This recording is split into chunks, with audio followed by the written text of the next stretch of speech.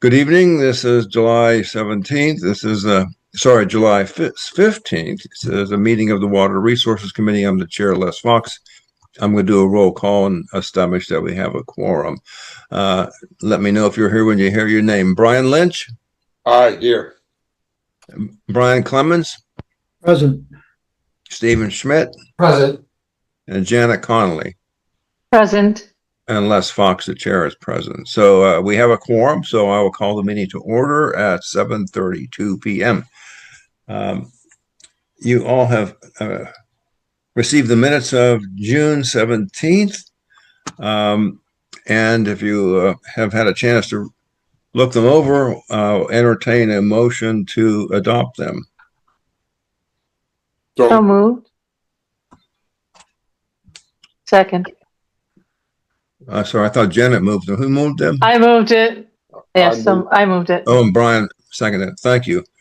Any emendations or discussion? Did have one question about Brian on the second page under 6A, Board of Health. Yep. It says now planner is Lynch. Reported that. I'm not sure we're missing a few words, or I don't know. It must be. Sorry, I didn't catch that. What I heard was that the town planner is now controlling the Board of Health budget. right. That's in the last sentence, but in the first, I think I was asking Brian Clemens what he meant here about now planner is Lynch. I don't So know. maybe we just need Lynch Those reported three that. words Yeah. No, those three words are out of place, and Okay. it is mentioned in the last sentence. So it's a typo. Okay. So we'll just delete now planner is. But you can say Yep. Brian Lynch reported, right? Oh, right. Yeah. Mr. Lynch, no. That an agreeable correction? Well, we're just using last names in the rest of the meetings, actually. The next one says Clemens, and You could. number You 10 could says Markowitz. So it's consistent. That was Yeah. my only comment on the minutes. Yes. Thank you, Brian. Nope, that's a good catch.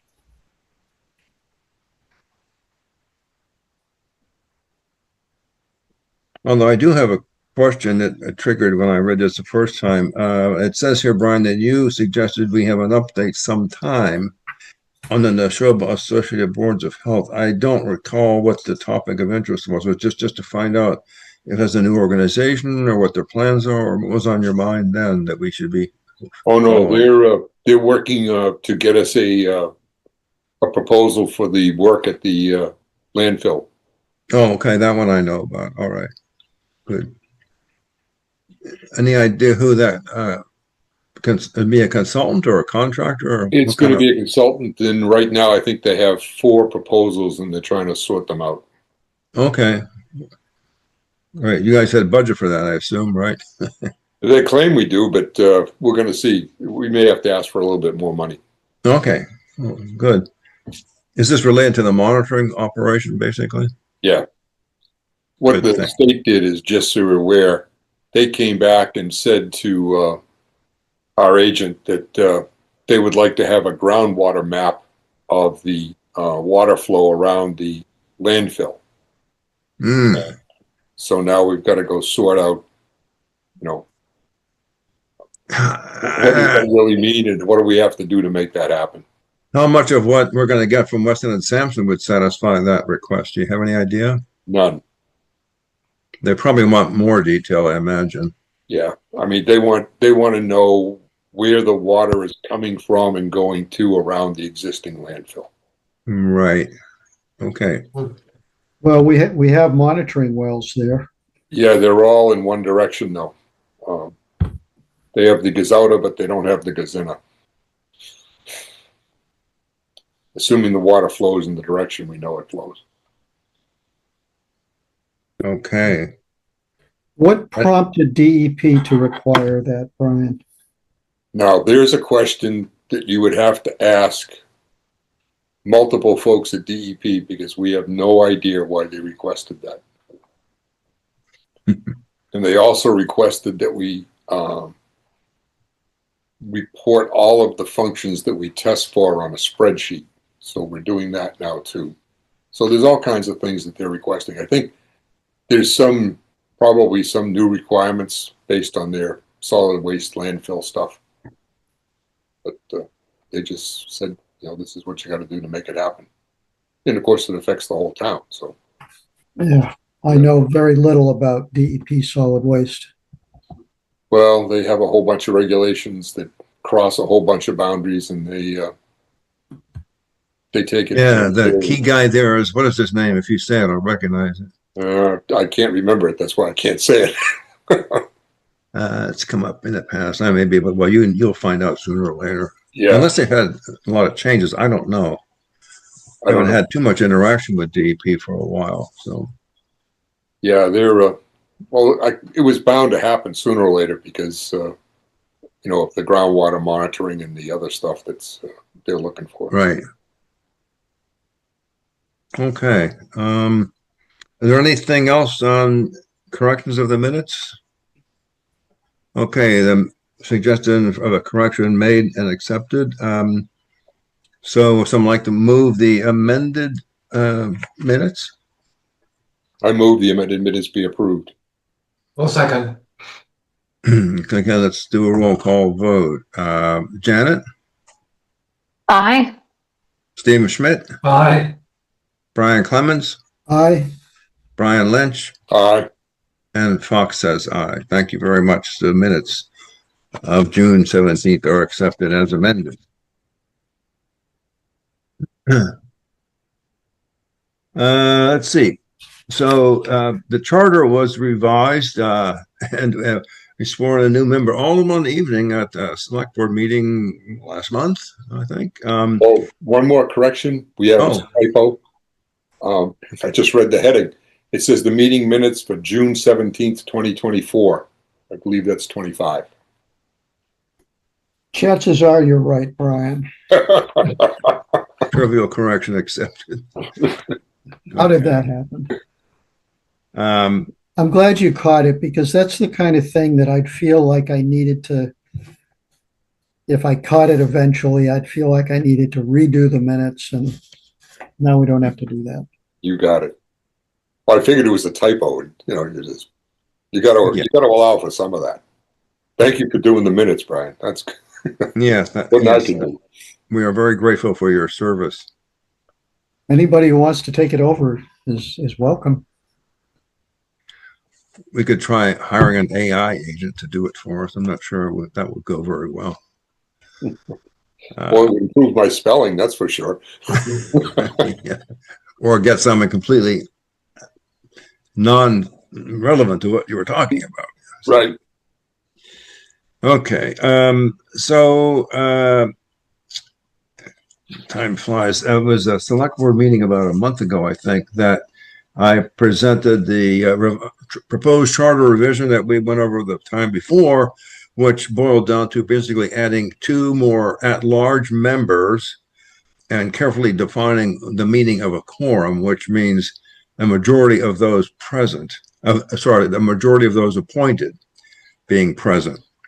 So in other words, some quorum rules speak to the number authorized. This speaks very clearly to the number appointed and being present at the meeting. So our quorum will be 7 once Cindy gets appointed and sworn in, which should happen next Monday, I think, or Monday or 2 weeks from now.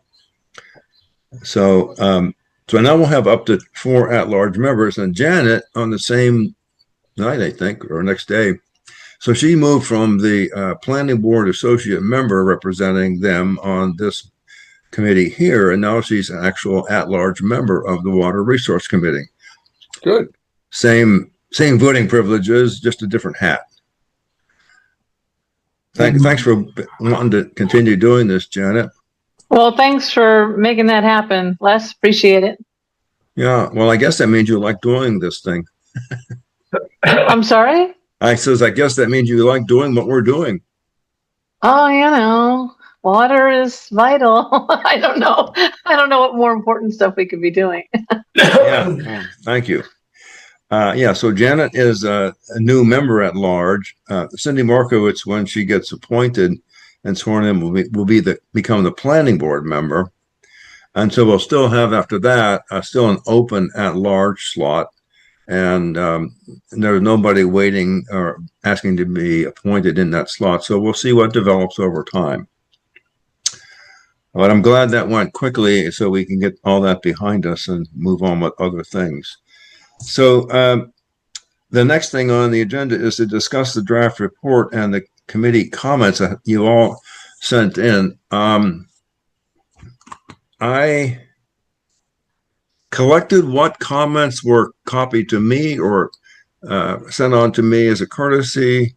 That does not include everyone, but I put together the list I'm going to show you that represents what we collectively. Then I want to get back to discussing the report itself. So that's, I got to share my screen. Hang on.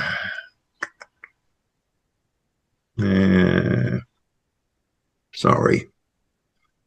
I don't know why I continue to have such a hard time with this. All right. No, that's the wrong share. The Zoom controls keep changing. The Zoom control. Yeah, where are we? Where are we? Share we go. There we go. Share this and so you should see something called input / comments. Okay.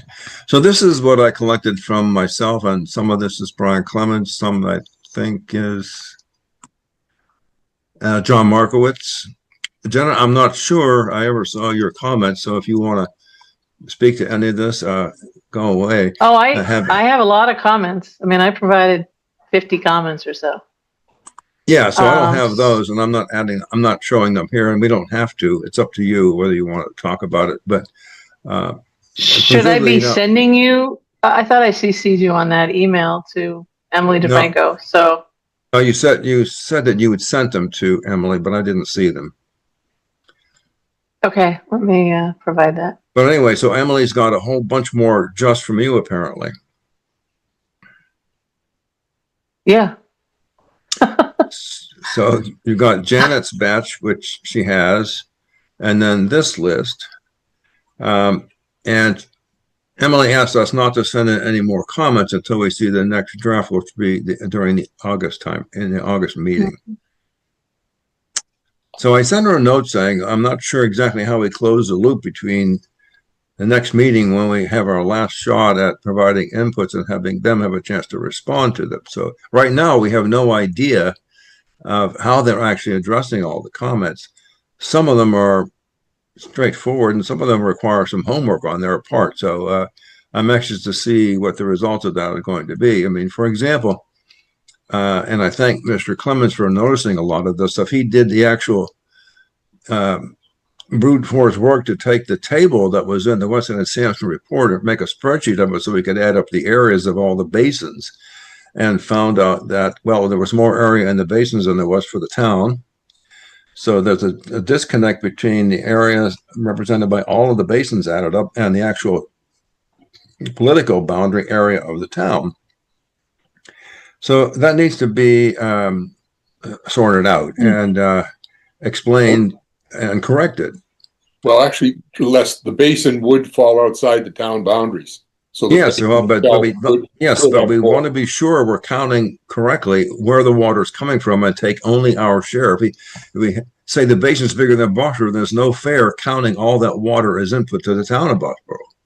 So there has to be some apportionment of it, unless somebody wants to do a very detailed hydrological model to say how much water we can share among the basins, which I don't think we're trying to do here. It's not even in their remit. No, so they need to sort that out. Let me add this to that, Les. In Table 2, they identified the groundwater basins. There's, 5 or 6 of them? And they added up to the area of the town. Then in this table, they called it Table 57. I think it's supposed to be Table 5. The areas add up to about 4 times the area of the town. That's right. So if nothing else, they need to be consistent about how they're doing it. And I believe the town, the area of the town is what we're interested in, because we're interested in what recharges into Right. Boxborough. Right. We can't legitimately claim. I don't think you're claiming anything less. All you're doing is reporting the hydrologic condition of the topography that doesn't have any political boundaries. Well, but we want to know whether we're going to have enough water. Because that the hydrologic flow of water that's in that basin, as you pointed out, comes from outside the town also and flows through the town and exits other places besides the town. So right, but we have to be sure that we're properly accounting for what comes into the town, however you define it, and what is consumed by the town. Right. But that's that seems to be a disconnect right now because of this variable definition of the basins and the town.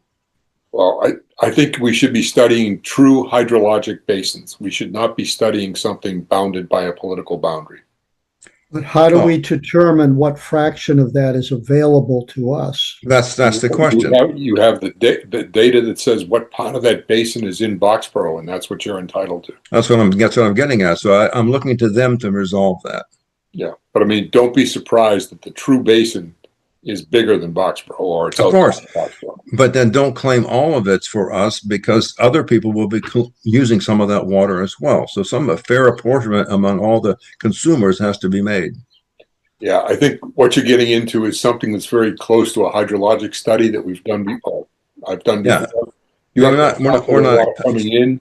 You have to account for the usages, and then you have to account for the water that's exiting. Right. But I don't want to get too much in this, but I want to deal with the fact that, the report as it stands now had a good feeling on it. In fact, they called it out that based upon the analysis they've done, it appears we have plenty of water in the future in terms of rainfall on average versus consumption on average.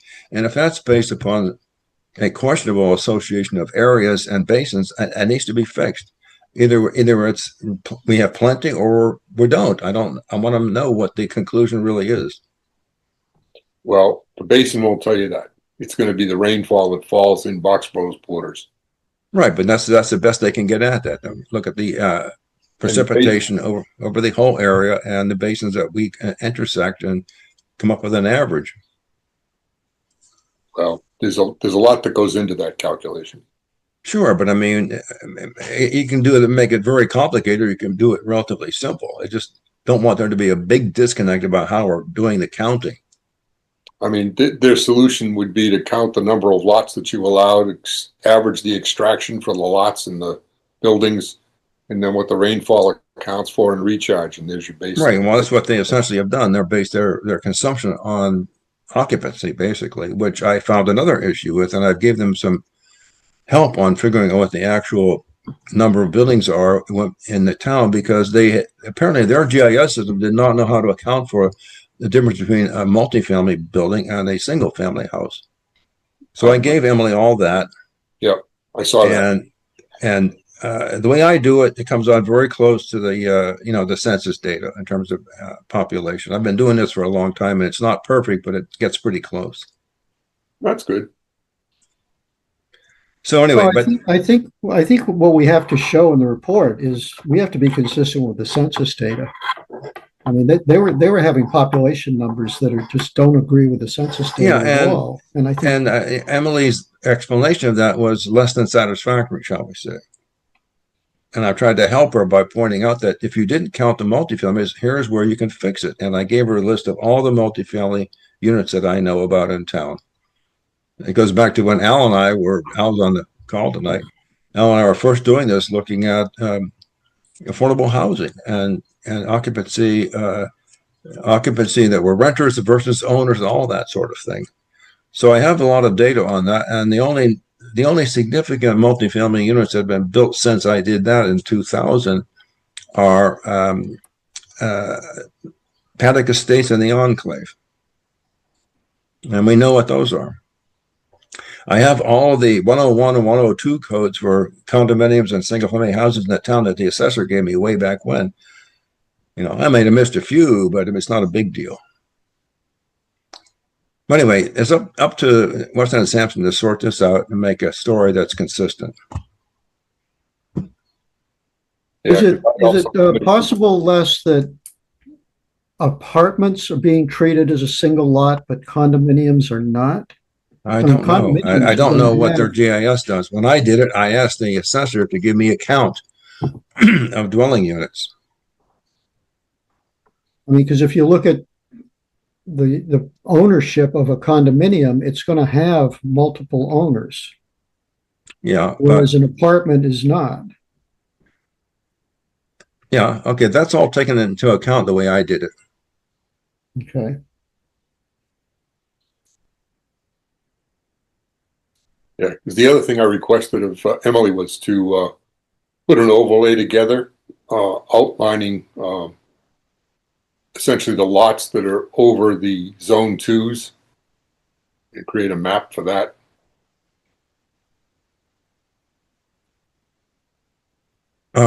I don't know that I saw that, and I didn't put it in my list here because they do have a map in their report that has a map of all the zone twos and IPAs. Yeah. But you want to show where the lots or dwellings on top of intersect. that. Yeah.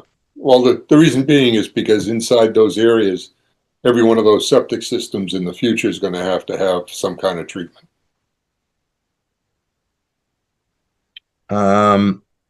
Well, she asked us not to send out any more requests till the next report. Well, I sent it to her, so she's got You it. did send it to her? Okay, I didn't capture that here. I'm sorry. But you did send it to her then? Yes. Okay, well, good. All right, thank you. All right, so moving along with some of these other points, we would like to have a summary of known water quality issues. Treating, I think, the west of the town as a special case, which already has a special solution, which is the Littleton Water Department water line. And there are some other areas of town that have had perennial water quality issues. One of the suggestions was to have a statement about that, even a map if we can have such a thing.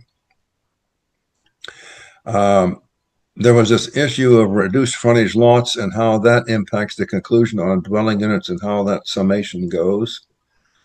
Yeah, I was hoping to get some feedback from John Markowitz on that, and I never heard back from him. I mean, they identified as building lots some reduced frontage lots that I know about personally, and there is a restriction in the deed saying that it cannot be further subdivided. And I wanted John to maybe tell us how many reduced frontage lots in town might be involved in that situation. Did he know you wanted him to do that? I think he did. Well, I don't know. I'm not privy to whatever conversations you guys had. If you want him to try to do that, I would suggest you do that. The other thing, of course, is that the build-out analysis only looks at lots that can be developed by right. There is no provision for large parcels of land being subdivided. And I don't know what they did about that. If they had a large chunk of, say, ag res land occurring 15 acres, what did they assume? I don't know. They just treated it as, I think they treated it as however much frontage there is available. Mm-hmm. In other words, A&R lots by right. This is a flaw of every demand estimate that I've ever seen. I think CDM did the same thing. They only look at what you can develop by right. They don't include the very large parcels that could be developed with subdivision. You shouldn't be telling me this. We should be telling this to Emily and her colleagues to make sure they have this under advisement. So I'm not sure. Like I said, I think it's standard practice. It's a little weird, but I think it's standard practice. And we may need to have a statement in the report that says there are these other very large parcels of land that could result in another 200 houses, say. But there's really no way to analyze that. Well, there is. It depends how much effort you want to put into it. And we don't have a lot of money to pay them to go off and do a whole lot more on that very topic. I mean, if it's extremely important, we could think of that as some follow-on work. Well, isn't that something that the town should take a look at all the chapter land that's out there and see what they want to do with it? In other words, just because it's chapter land doesn't mean you have to let the development occur. Right. Well, you can't prevent it from being developed, and owners own their land, and the town has no idea what It's not people might preventing do. it, it's a question of buying it. I don't know. I mean, the town doesn't have any money to buy that much land. So it would be a risk, put that risk on the side of undercounting projected demand. Yeah. Mhm. I mean, make sure we get these thoughts in the next round of feedback about this.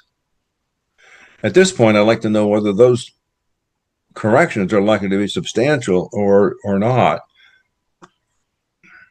Well, I did make a comment on this, Les, and I did just send an email to the committee with my comments, but this comes up in page 4-38, page 4-39, and it's a little confusing to me what exactly was done, because it's stated that and this is in constraints to development, so this is what you were just talking about, and the build-out analysis. And so previously they said that the data layers were used as constraints to development: FEMA flood zones, habitat, open space, wetlands, 100-foot riverfront buffer.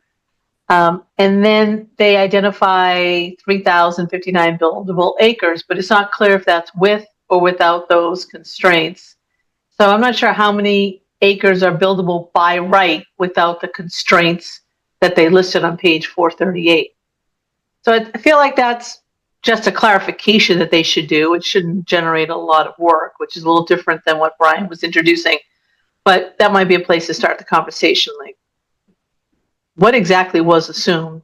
Because as you read it, it's not super clear about how they came up with the 54% is undevelopable. And then we get 3,059 buildable acres.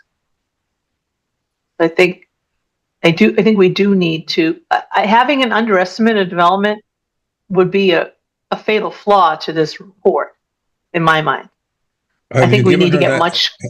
Janet, yes. Did you give her that input? Yeah. You did give her that input. Yeah, that's part of my comments. I'm reading from my comments here now. Okay.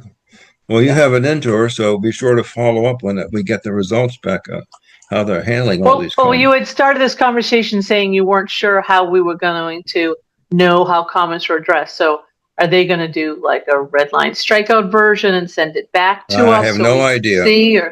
Okay. I have no idea. Yeah, related to addressing the comments and how we review those, I'll point out that we're also going to be seeing new material in the next version. That's right. So we are, in effect, going to be reviewing new material plus reviewing responses to our comments. That's right. It could get very busy, and I'm a little concerned that there's not enough time to do a good job on all of that. Well, we're going to get chapter 7, and then appendix A. That's all that's missing at this point, right? Chapter 7 being the a review of state and local regulations. Right. Yep. Or which strikes me as not as important as the kind of things you're talking about right now. Yeah, we want the analysis to be, we all understand it. Well, we'll have to do a careful review of the next edition or revision we get, which will have new material to be reviewed, as well as whatever they've done to respond to the comments we've been sending or have sent in. Right.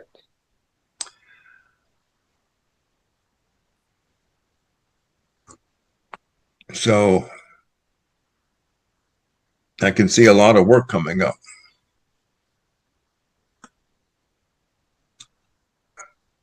The other one, which seemed to be pretty important, Brian noted that there's nothing in the current analysis about the impact of projected commercial demand and development. Mm-hmm. And also in general, what are the assumptions being used in the zoning? And for example, going to keep the same rules we've been using on buildable lots or them assuming something else. Could always change. Towns can change the rules. Well, we can only do an analysis based on what the rules Right. are today, right? And That's right. Right. That should be stated somewhere. I don't know that it actually is. right. Right. I thought that the septic system tiering should be explained a little better than it is in the risk analysis. I was a little confused. Number 7 is in mind. Which of the local watersheds aligned to Sawasco and which to Merrimack basins? The map sort of suggested, but I didn't see a complete description of that and the hierarchy of how the water moves. So let's see what they say about that. I believe only Beaver Brook goes to the Merrimack. Well, but they should say, and then they should say that. We shouldn't have to be saying this, right? Right. I think one of your comments during the meeting had been if they could have a heavier line to show the difference. You're saying that Which because figure are you referencing? Figure 6.2? I don't remember. so you know, Sawasco is really a sub-basin of the Merrimack catchment, right? So Well, they both go to the Merrimack.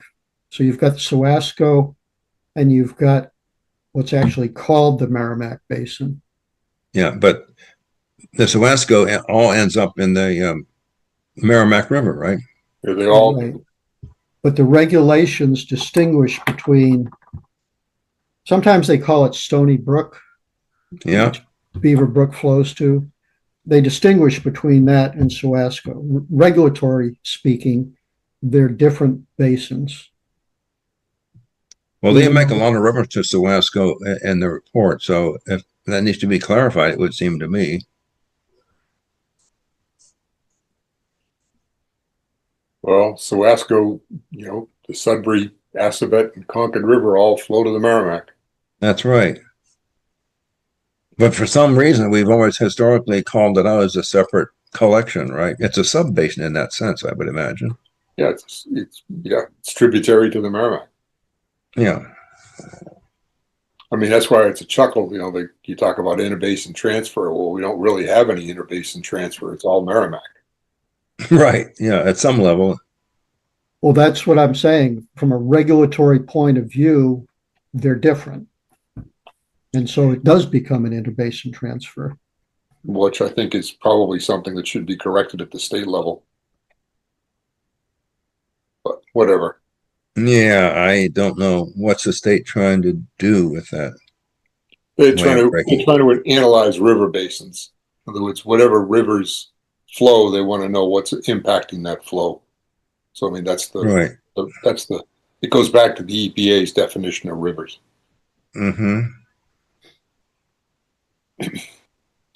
These next two were from John Markowitz.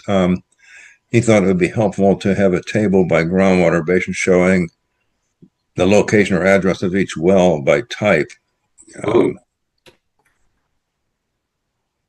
I think I'm not sure whether he meant private well or public water supply. I don't know.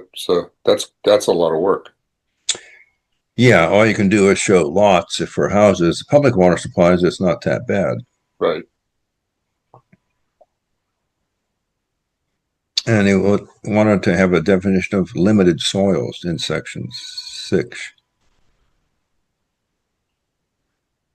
So these are the things that we have sent to Emily, and that we should see some response. We should receive responses either completed or in process. Our next report from them. Yeah, that deliverables in August, right? Yes.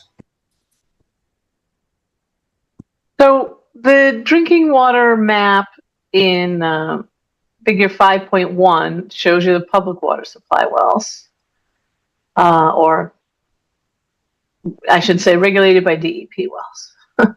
So what is John asking for? The location of That is all wells. Private wells? Yeah. I mean, you can just assume that every parcel has a well. Well, that's what I thought too. I don't know how Like you did in the story map, right? That's what was done for the story map. I A pink suppose. dot was put on every parcel, but I don't know how that just seems like clutter.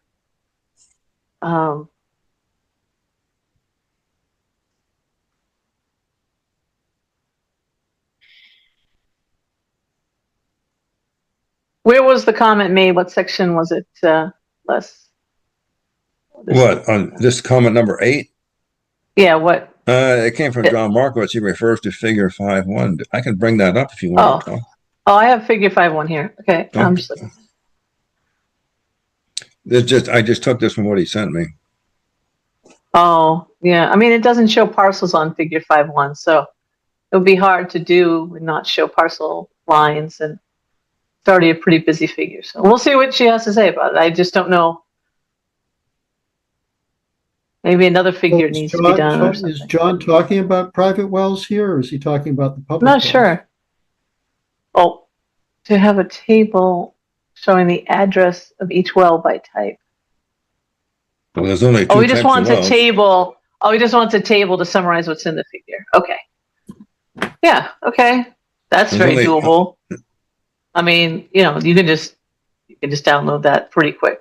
But there is sort of an issue with, I mean, not an issue, but there's some privacy concerns about publishing actual addresses of water supplies, right? It's a homeland security issue. So I don't know.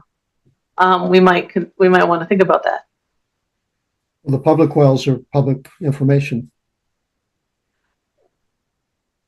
Right, but when you go to that database, it doesn't have like I think it has Latin long, but not a street address. The few times I've tried to find out the actual physical address or Latin long of a given PWS by number, I have had a hard time doing that. Right, but I think that's intentional. I think that's supposed to be hard. And so we should ask that question. Well, I mean, while I get the clarity that he's looking for, we may consider, I had another comment about privacy issues for Appendix A, but, we do need to think about that as a public document and be consistent with what DEP would provide to the public and not provide more than that. Yeah. I mean, it's always been the case. If you really want to know something, you call the show of Associated Boards of Health, and they determine whether you have the right to know that information. In other words, you own that property. Or are served by that water supply well. So I think we need to be mindful of that. Yeah, like my related comment with privacy is for Appendix A, and I don't want to get away from drinking water at all, but Appendix A is about Title V inspection results. And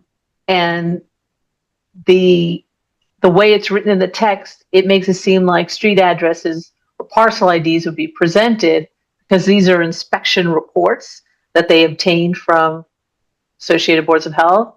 But maybe we should be aggregating this data and not being so specific about where it occurred, because the purpose of this section is just to give the sense of what are the types of failures that occur, and what is typically done about them, and for the purposes of this report, because very specific information, it's personal identification is something that's a privacy rule we don't want to break, and it's being addressed by the Board of Health with the Associated Boards of Health. So I feel like that kind of specificity within an appendix in this document may not be required, and we should be do a little bit more aggregation and less personal identification.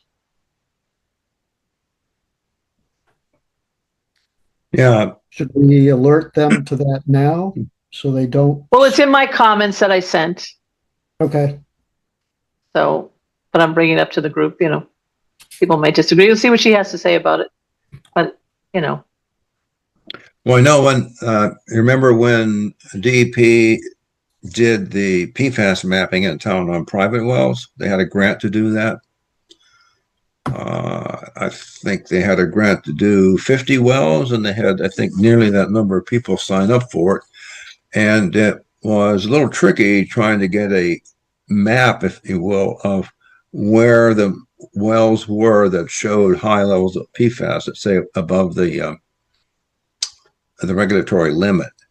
And if you remember, the way Mary Jude at DEP had given us a map of where those wells were located, but we had second thoughts about publishing that because of this very issue. And so what we did, if you recall, is say that if you want this map, send a request to me. And I think I got maybe one request to do so. But we have to think about how we handle sensitive data in that sense. I mean, I don't care to really locate trouble spots with that kind of pinpoint precision. I think I want to understand on the aggregate, at say at the basin level, if you will, where are the big consumers, where are the trouble spots, and is there a pattern that we need to be aware of? Right, right. And, in the absence of, and maybe this could be a recommendation, we don't know, but in the absence of testing to evaluate groundwater quality, like, for example, prior to sewer lines being run into town, like in South Acton, right? I mean, there was definitely impacts to the surface water there. People could see it. And then, they knew it was from failing septic systems, or that example happens on the Cape a lot. It happens, but if we're not focused on that or collecting data, there's less of a public need to know exactly which system is failing. I think Right. Because there are already people whose job it is to resolve that, and that's not our job within this document. Doesn't mean we ignore the idea that failing septics could threaten water supply. Of course, that will be a statement we make, but we just don't need to be super specific about it for our purposes, I think, right now. Yeah, I mean, this has come up before, I think, and that is that with the public water supply wells, we have publicly available data on water quality. In some cases, we have water chemistry reports on the input water, the groundwater. In some cases, it's only on the finished water. And at some point in the past, I think DEP changed its practice about how they reported the data. And now it's not clear to me whether it's always possible to get both the finished water quality report along with the groundwater, the input water condition. However, that said, the general thing I'm getting at is that if you look at the public water supply situation, you get some idea of where the troubled areas in town might be with respect to water quality. We have no such data for private wells. And in the past, when we talked about seeing if it'd be possible to get water quality reports from private well owners to somehow aggregate, de-identify, or put together some picture of are there any parts of town that show an incipient problem with water quality or the trends in the wrong direction, what have you. And it's an unsolved problem as to how we would actually go about that at this point in time. It's, I think, something we should definitely talk about because I think that data would be important. Like I say, we got roughly half the people in the town, as people, drink water that comes from DEP regulated public water supplies. The water has to be presumed to be good if DEP is doing its job. We have no idea about the private wells. We should think about how do we deal with that in terms of making sure people are aware of the water they're drinking and doing the right thing to take care of themselves. You could say, well, it's up to everybody to test their own well and do whatever they think is necessary. But as a committee in town looking at water quality, it would be nice to know, are there any long-term trends in quality issues that we should be aware of that we can take, action on? I think it's the problem with the public water system data is that the public water supply wells are all sort of clustered around Mass Ave, Swanson Road, Codman Hill Road. Right. So they don't give us a picture of what's happening in the rest of the town. Yeah, the public water supply wells are near where the developments are, which are along the major routes. So, and that's not most of the town. It would be interesting to know what treatment these public water systems are providing. What they do, you mean? Yeah. Is that public available? Is that information available from DEP on what each PWS is doing to treat the water? Yeah, they should have a treatment plan on file. And then Yeah. their sampling requirements Yeah. revised every 3 years are based on that. Well, that's not going to tell you what they're doing for treatment. No, but there are hyperlinks within the documents that allow you to go deeper to see what the treatments are. Yeah, typically what they have is they have what they call I forget the number of years now, but it's like 1 or 2 years. There has to be a report that says all the operating parameters and not just tests, but the actual testing of the equipment itself. Tells you what's out there and what they're doing. Right. So back to the big high level picture. I mean, by looking at the public water supply systems, we can get some idea about where quality has cropped up as an issue and where it's being dealt with in some fashion with a treatment system that is DEP approved. We have no idea what's going on with the private well part of the town, which is half the people. Well, that's one of the things that we're trying to address at the Board of Health, that we're trying to work on this water supply information quality testing on transfer. Right. For example, water testing and report on sale, that kind of thing. Yep. Yeah. Which is still an evolving story, I gather. So. Well, yeah, some of the towns have it, some don't. I mean, for us, we haven't not done that. We have not made the Board of Health has not made a regulation yet on that, right? No, we're examining 2 towns in the area have those regulations. Yeah. Harvard and Stowe, and we're trying to sort through which is the, how should we say, the most prudent one to follow. But, so one question in reviewing those, Brian, would be whether the results of sampling that is part of a sale of a property is actually public information. I mean, it's provided to the Board of Health because they require it, and so the Board of Health retains that information. But then I don't know that I don't know that we'd be releasing should be public. No. It's like, so it, I'd like to know if that's what they do. Yeah, I mean, so you have high arsenic in your well, like a lot of wells in Massachusetts, right? Just for a less contentious example than other chemicals I won't say out loud. But let's say you do have arsenic, like many people do, right? Then it's like, should that really be plotted and highlighted or put on the table and published? Where, how many houses are sold every year? So 50% of the town is private wells. You're not selling 10% of those homes every year.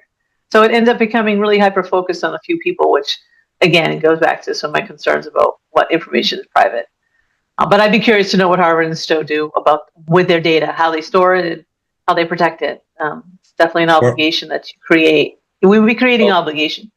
Who is doing with it? We'll have to protect. You referring to Harvard in particular?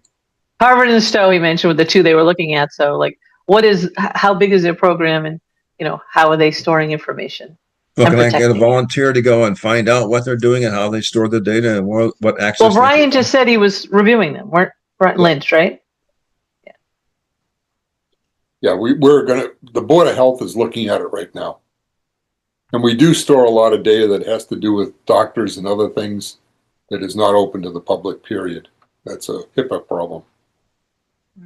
Well, similarly, when a new house gets built or a new well gets put in, they have to test the water.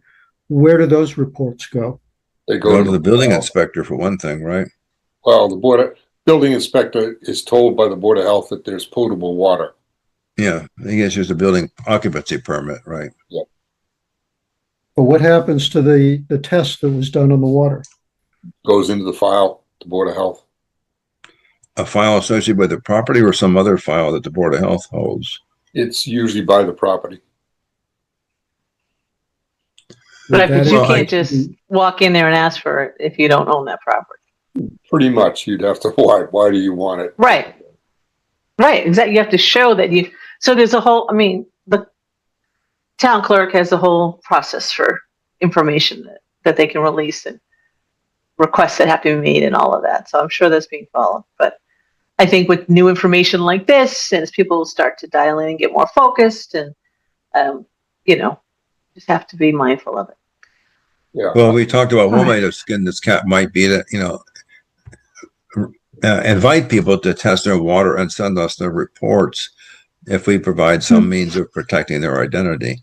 But, this problem has to be addressed somehow, because from the town's planning perspective, whether it's us or something shared with the Board of Health and the town planner, how the heck can we plan for potential problem in the future if we have no data on what's actually going on? None. Well, there's not no data. I mean, the limited data. Sorry, Brian. Very limited data. Well, Mass DEP, also like the properties that were sampled by Mass DEP when they were offering to sample private wells for PFAS constituents and did identify elevated concentrations in some locations. Those elevated concentrations in some of the private wells were identified through the DEP Bureau of Waste Site Cleanup documentation. So there is a release tracking number that goes along with that observed, exceedance of the drinking water standard. And so for those properties, that is knowable through public documents. And that's how DEP tracks that kind of information. So it's but that's only going to be for those locations where wells are tested, and that data are available.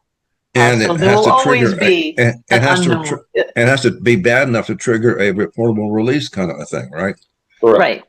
So that's not a complete picture. If you want to get an early signal about where water quality may be deteriorating, you don't want to wait for that. And as I see it, there is no mechanism right now except to ask people to voluntarily give us their data.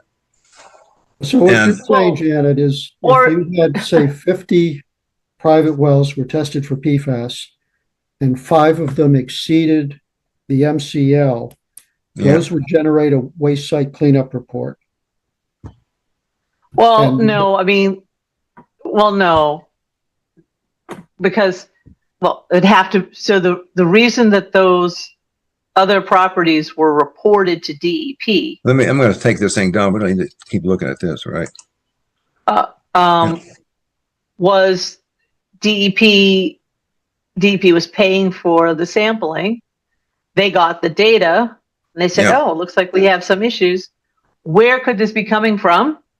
Then they started looking for potential sources of the release, and believe they identified it. I don't want to comment more on that. And then that's because DEP saw data and then started looking for a potentially responsible party. Yeah, if you were a private homeowner, if you're a private homeowner, you don't know anything about DEP or release tracking numbers, reportable concentrations. You might get a result, and that's your results. And most laboratories, I'm sure you guys know this, most laboratories are going to have some kind of comparison number next to your detection number. So you get a detection, they might list the MCLs, for example. Hopefully they would, in a drinking water report. And it'll say above or below or meets or doesn't meet, something like that. But that private homeowner has that information. But, they don't, what's their obligation to do anything with that? And what the Board of Health is suggesting as well. That could be part of the sale of the property and disclosed. It's all siloed. To the next homeowner. The problem is, Jen, it's all siloed and not available for anybody to do any comprehensive planning or analysis unless you do an extraordinary effort. And we ought to figure out how to address that problem. DEP's motivation is to find a guilty party who's releasing something bad. Ours is a little different. We'd like to know that for sure, but we just want to know whether there's an incipient problem with water quality, and it doesn't have to be PFAS. It could be something else that we want to watch and monitor and start planning. Do we need to start thinking about a public water supply system in the town? That's the big issue, because we sort of have a theory that we can continue drinking water from private wells forever and would like to know whether that holds water. Not to make a bad pun. No, I get it. Depends on Well, the yeah, I mean, unless people gave you a lot of information, you're not going to know what the quality is. Right. Unless you do, unless you want to test wells, have monitoring wells that are, not on private properties, but, in other places and then measure that. I mean, Well, maybe this could be a follow-up task for Weston and Sampson in another phase. Or at Maybe- least give us a scope of work for attacking this problem. What would it look like? What would it cost? Who could do it? first thing is install the wells that we can test. Pardon? First thing would be to install wells that we can test. Yeah, and the number we could afford to install would be very small compared to the total number that service all the private houses, right? Well, and we went around in circles with this when the committee was first formed. Yeah, well, we may have to go around again to hone in on it. I mean, I think if we get, from a health perspective, I think if the board gets to the point where we test on sale, that gives the new owner the opportunity to have the information. And what they do with it, of course, now becomes their prerogative. But in order to meet drinking water quality water for their family, they may have to treat it. Now, are you saying that the test on sale data would not necessarily be public data? Well, that's a tricky problem because it's all private property. But it is something that, we're trying to get to the point where it's conveyed to the new owner so that they don't come in with young. Yeah, I know, but I would make the argument that town has a compelling interest in knowing what that data is. Well, but DEP cannot force you to not use your water supply well unless it's, truly. That's correct. It's part of the interesting dichotomy about public water supplies versus private water supplies. We don't care what happens on the private side. People are on their own. Well, I think they care, but there's a lot of regulators and attorneys. They don't really care because there's nothing they can do. The care is where the money is spent. The money is spent on public water supplies. Yep. Well, it may be possible for us, the committee, to get these results and, as Janet says, aggregate them in a way that summarizes issues but doesn't address specific properties. Well, anyway, I have it on my list that this is probably worth me trying to get in touch with Mary Jude and some of her colleagues about help us figure out a way to do this. One of the things that our report one of the key findings of our report may be that we don't have this data. And so that gives us ammunition to go to town meeting and say, we do need money to put in monitoring wells. Well, I'm not sure monitoring wells are the right approach. I mean, you want to know what the water is in the wells that people are drinking from. The monitoring well would have to be 350 feet deep down in the rock strata where the drinking water is coming from. That's expensive. Yep. Very best to get the test data from the well that's put in for drinking water purposes. Right. I think the big question and one of the things we're trying to wrestle with is, what the data is there for the people who own the house. How much further information that goes or further that information goes, I don't know. Yeah, I don't have the answer to that. It's a legal issue as well as anything else, privacy issue. Is the regulation going to state that, Brian? Again, we're wrestling with it right now. In other words, this question isn't just about testing in the well. It's a whole bunch of other ramifications that occur. Yeah. I mean, and the reality, Les, is that if there was this move towards a public, I guess the question is, would a move towards a public water supply be first triggered by quantity demand or by quality concerns? And that would be an interesting finding if they could opine on it for this report, right? Because any public water, if you chose to put a public water supply well in, there'd be all kinds of testing that you would do in terms of understanding where your water is coming from at the time you went to go build it, and how else would you design your treatment train in the treatment system for the water supplier, right? So that would always happen. foresee a situation where we're all of a sudden going to be distributing water that doesn't meet the drinking water standards. That's the whole point of having a public water supply. So data would be collected at, a couple of years before you needed to design a system that you wanted to install. So that would get addressed.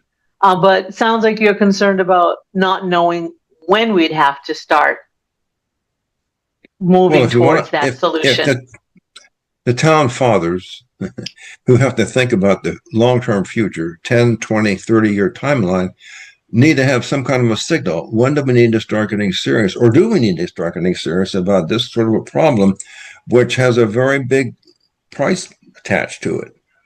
Need a long runway to get ramped up and do anything about it. So the town has a compelling interest to know what's happening out there. And we're kind of blind in that respect. We don't know what's going on except where public water supply wells have been drilled and produced test results. So it's a tough problem. We have to figure out how this can be addressed operationally and legally and so forth. And I don't have the answer, but it's come up enough. We probably have to think about how to go about it. I think because if we wait till, let's just take a case in point. So you said, is it a quality issue or quantity? Well, our own backyard here in Boxborough, it's obviously a quality issue because guess where it's already happening? On the western side of town, we have Littleton Water bringing in good water because there's a quality problem. It's not a quantity problem, it's a quality problem. Now, we don't know what else is happening in town on that vein. Well, what do we treat Hager Well for? Yeah. It's a public water supply. Right, but what do we treat it for? Services kids in school and people in the library and the fire station. We treat it for uranium? What? We treat it for uranium? Whatever is in the drinking water standards. It's a public water supply. Right. So it has to adhere to all those rules, and it's one data point we have for our own public water supply system. That's too bad we don't have access to comparable data for private wells. Well, we do have town hall has a well. The DPW building has a well. Yeah, we do. And Flara Field has a well. The town hall well is not to be used, as you know. Yeah, I know. In fact, I haven't heard any more about that lately. See, now the rules we're operating under, Brian, remind me, is that as long as you provide bottled water there, we don't have to do anything, right? Well, as long as the number of, and I hate to say this, but at some point, we may have to question the head count at town hall. Yeah, right. So anyway, that's on the back burner. Yeah, let's not talk about Well, that. I don't think we should give up on this. I'd have to arrange a conversation with the folks at DEP to see if they can help us figure out a strategy here or a plan, what a plan might look like, and start thinking about how to build it up. That's just one of the things we could start thinking about for the next adventure in water. There are other things we might want to do. I don't know what they are just yet, but just general education, is a big one, which includes simple things like conservation and so on and so on, encouraging recharge, that sort of thing. All those things are necessities to be done to maintain quality and quantity of water. Right. So that's why I go back to the full report, supposedly so-called, on August 12th. And a week later, we're going to have a meeting, and Emily will be there. Yep. Right. So there's going to be an awful lot to digest. Yes, and I asked her, what happens if after all that we still have other things that haven't closed on? She said there will be a way to work on that. So I don't know what that means exactly. I'm not getting regular reports on how fast the money's being spent. At some point, that will become an issue. If we had to amend our contract for a small amount for them to answer some of our questions, is there any money we could use for that? I don't know. We have to ask that question of Mike. Let's say we needed another $10,000 to put this thing to bed. I don't know. Well, I think we'd have to make a distinction between comments that are related to what was presented to us and was within scope, and comments that represent work that would be out of scope. Yes, So we'd absolutely. have to be really clear about that, and then Yes. know, let's say it was $10,000, know that that was truly an in-scope activity. Yeah, Or that they should, I mean, they can't get to an end report and say, oh, we don't have any money to finalize the comments. I mean, that won't happen, right? So, yeah, it would be good to know how much is spent to date, Les. Yeah, I I know where will we look into stand. that. I mean, They I don't can want to be guarantee spending you a that- lot of money getting them to make the report that they're working on, a little better. What we're talking about for the future is a much bigger chunk of work. And there may be other contenders for what to do with our time and money. Yeah, we got a fire station we got to build. The town is going to be looking for money for a fire station at some point. So spare change will be hard to find.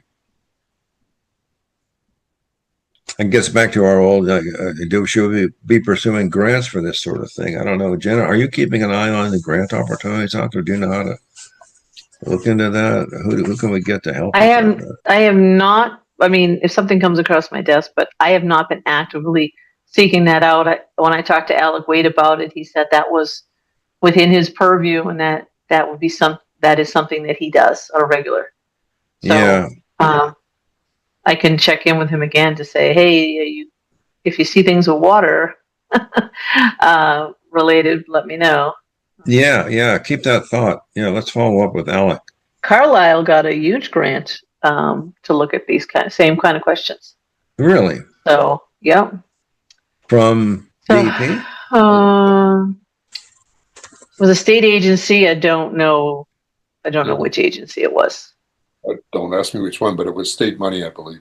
It was under the the thing that was just put together a little while ago for the water systems. You're saying Carlisle? Do we have a contact at Carlisle we can talk to about that? I did talk to the Board of Health. The Board of Health person who works for the town, who secured the grant. And Cindy Markowitz and I had a call with that person. I have to look up the information, the contact information. But that was the person who applied for the grant and secured it. I think timing was just right or whatever. So I don't know if similar monies are still going to be available. That was I think that was at least a year and a half ago. But okay. Yeah, I think we need to. And then I think I recall that Weston and Sampson was also going to be keeping us informed of opportunities. That was a conversation we had with them. Yes, in fact, I think they're supposed to provide some suggestions in their first report about what to do next. Right. So see what happens. Yeah.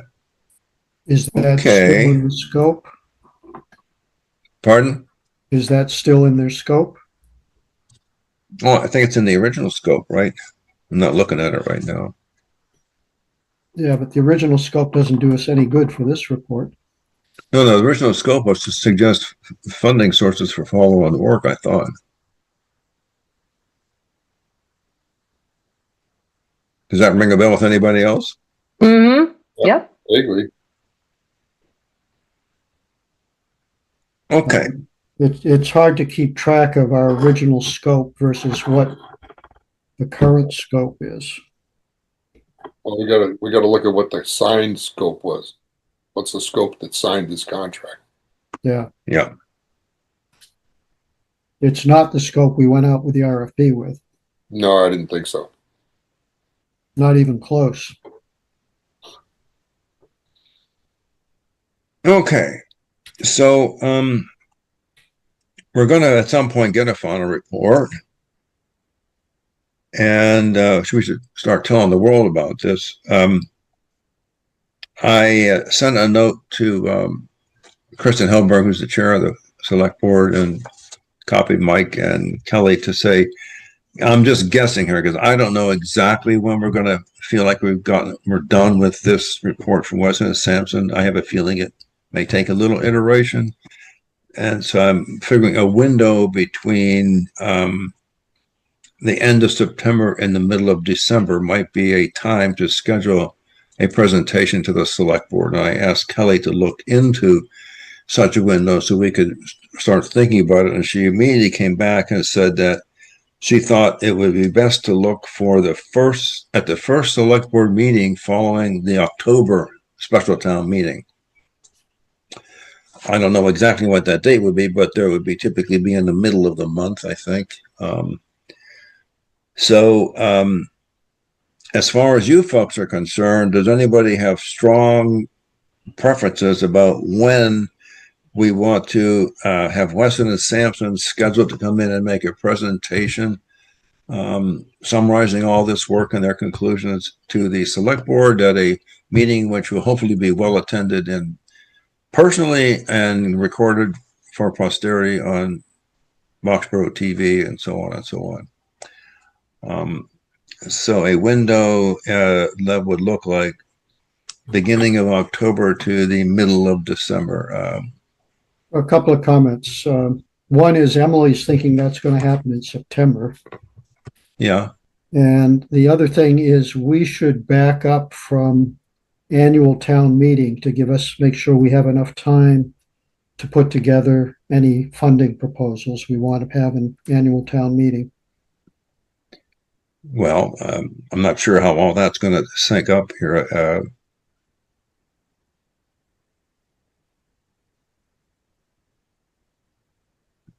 Just don't know. Early October wouldn't be that terrible.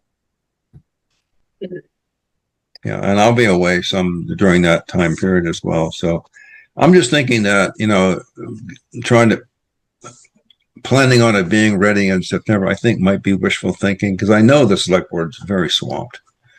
They're trying to deal with a zoning change issue and getting ready for a special town meeting. A lot of other things on their plate.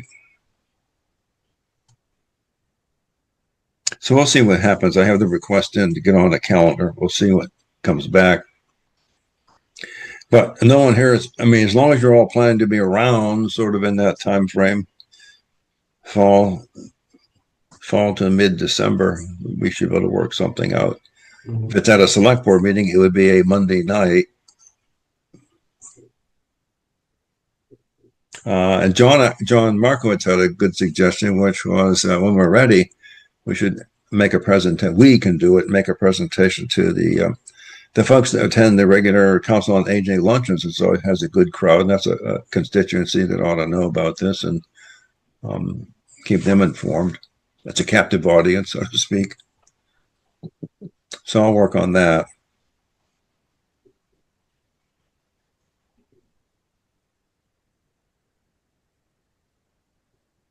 And just shopping it around. Now I'm to the other boards. I think Emily's picturing some kind of public presentation outside, beyond the select board, I believe, isn't she? What's that? Isn't Emily talking about some kind of public outreach going beyond the select board meeting? I don't think so. I'd have to look very carefully at what that says.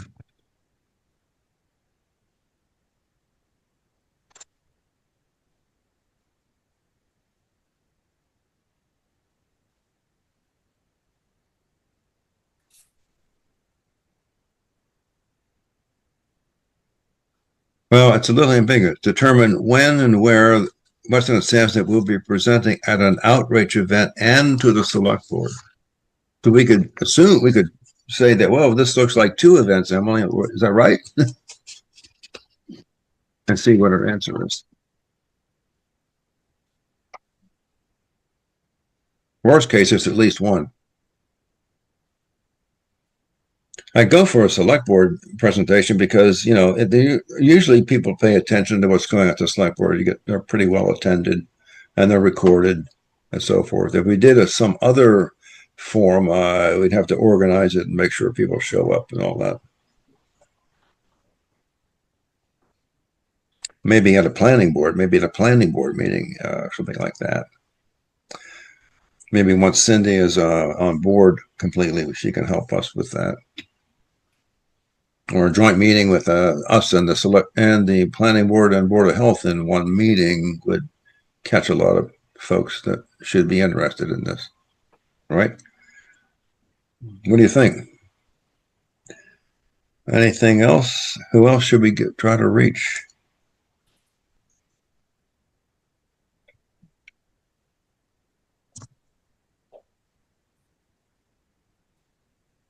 Sustainability. Yeah, good one. Yeah.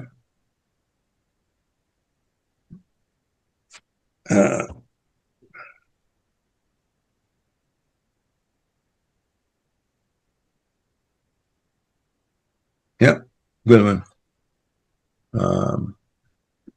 So I already sent copies to the Board of Health, what we have. yes, I saw that.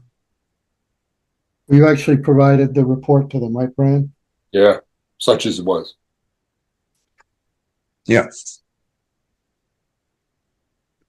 Okay.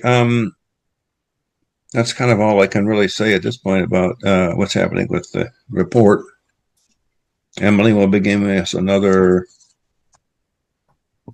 edition in August 12th, and should be meeting with us on the 19th. And her note just says public presentation September 25th. Well, I'm not sure September 25th will work. We'll have to see. I have a feeling that would be putting too much pressure on the select board to give us time. And as long as Emily, September 25th, she said September 2025. yeah. What did you think I said? I thought you said September 25th. No. September 2025. Yes. Yep. The public meeting on 8/19/2025. No, I have to find out how flexible Emily is and her colleagues are on a presentation date. They may be flexible. Once that's in the can, then they should have some flexibility, I think. We'll find out. I think we need to be focusing on what the report says and what it's going to mean to the public. Yeah, well, that's why I want to be comfortable about the message about, it goes back to our original one. Do we have enough water? Might say, do we have enough water, and is it good enough? That's a different question. And on the latter question, we don't really have a clue about what's going on in private wells, right? We got to fix that problem somehow. Maybe Brian, maybe what drove Acton to go to a public water system? Is it a murky story? Well, it's a story of too many Grace and too much small lots. Originally, their lot sizes were very small. They still are. West Acton lots are like 1/8 of an acre. Well, that's a village. That's a village kind of zoning. So that makes sense, right? It would be. Well, remember, we're talking about roughly the turn of the 20th century, beginning of the 20th century. And it began in West Acton. Their public water system started in West Acton. And so you had, as Brian said, these very small lots. And you also had a fairly large industrial component because you had the train station there, which served, there were factories around that. Mm-hmm. And a cigar factory, believe it or not. Yeah, and they had box factories, to make stuff and ship things in, and they had animals coming in and out of there. And it's not hard to see how the water quality was deteriorated. Brian, Janet, and you were saying W.R. Grace was another big piece of it. Is that right, Janet? I mean, yeah, some of the Superfund money did fund some of their development in the later years. Yeah, but the original Acton Water District was created back in the turn of the century. So what was driving them then? Just what Brian said, the West Small Acton lots. Industrial District. It was originally the West Acton. Dirty water. It was originally the West Acton Water District. Just West Acton, okay. Yeah. Didn't go to the center, right? Nope. Not center, not south, just west. That's North where is a Johnny. North That's is a where it late. started. Yeah. Okay. Interesting. Okay.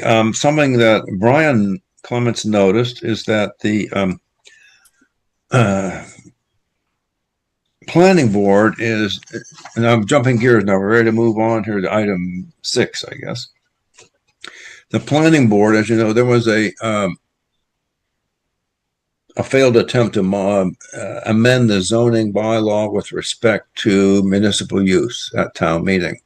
The planning board is trying to figure out what to do next, and they are in the process of gathering input on how they should maybe rewrite that part of the zoning bylaw. And in fact, I just found out, and those of you who are interested in following this story closely should know that tomorrow the planning board is holding a working session meeting that they're going to go over all their material thoughts and input amongst themselves about dealing with this municipal use zoning issue. My understanding is they're not going to be taking any public input during that meeting, but it will be open to the public. Mr. Clemens suggested that perhaps we should provide written input by their deadline, which is the 18th. Is that right, Ryan? Do you recall? They had a deadline. Or maybe it's later in the month. However, this is the only meeting we have scheduled between now and the end of this month where we can discuss and agree on what we want to provide for input. So my assumption is that we want to provide some sort of input and that this is our only chance to do so in our public meeting before the end of the month. They will be having a public hearing on this proposed zoning amendment on August 4th.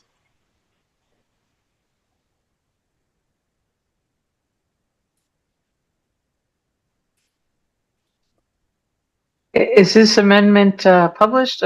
We can download it? I have not seen it. If you want to dig into this, what I suggest, it's too much for me to try to do now or in a coherent fashion. If you go to the planning board's website, they have a place where you can download material for an upcoming meeting. And there is a download folder. You don't have to, it might make you think you need to have a password, but you don't. If you just want to download something, all you need to do is just give them your email address. And there are a number of sections on there where their members have been writing up their thoughts and things they want to talk about. These are planning board members. It's a planning board website. But I'm taking a cue from Brian that I think it'd be a good idea for us to provide some input to this process, which we know about, from the perspective of the Water Resource Committee. The thing that triggered that, of course, was the zoning, municipal zoning issue with regard to the fire station location, which under the reading of the zoning use table would be allowed in any district, but there was no definition of what a municipal use was. So the building commissioner ruled that meant that the bylaw had to be fixed or amended to address that issue. So there you have it. That's where we are now. The town needs to address the zoning bylaw to fix that up. Well, when I looked at the zoning bylaw, what it says is government use is allowed by right in all districts, and there is a definition for that. So I'm a little confused as There's no definition, right? That's the issue. There is a definition of government use. What does it say? I couldn't tell you off the top of my head. But I'm a little confused. Is government and municipal somehow different? I think the planning board is trying to make that clear by saying it's only talking about municipal, not government as in state government or municipal or federal government. Let me see if I can bring that up. Hang on. Do you have the the suggested comments I sent to you? Yeah, last? hang on. Okay.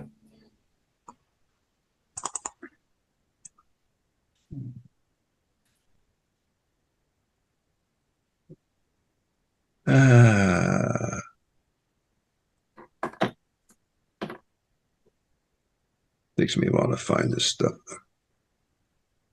I find that the zoning bylaw as published in 2018 to be actually the most useful because it has maps and so forth. But there is a more recent version. Well, I can bring that up too, but in the 18, it didn't have a definition.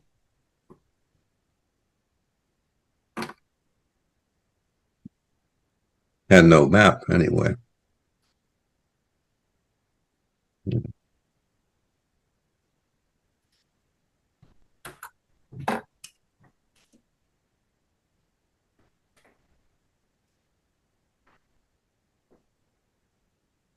Brian, if you want to try to bring up the more recent one while I'm finding this, I could do that. Okay, use regulations. And this is the 2018 edition. There is a section called, it is called, sorry, passed it by.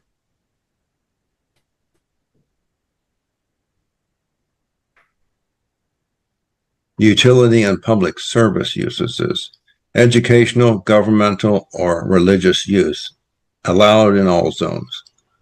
The flaw that was pointed out by someone that caused the upset at town meeting was that if you go to the definition section, it doesn't define government use.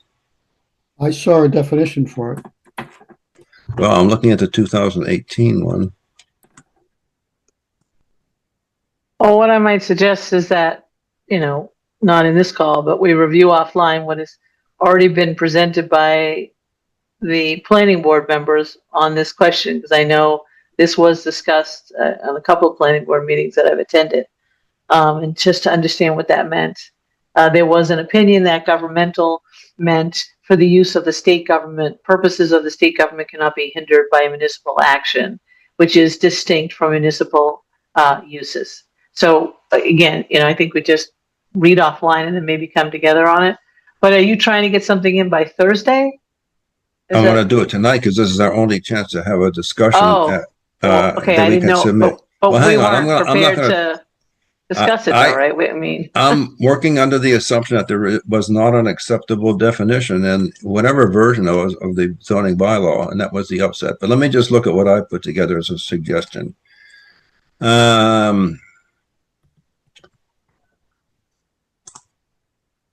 Let's see. I'm going to share this. The definition is in section 2131.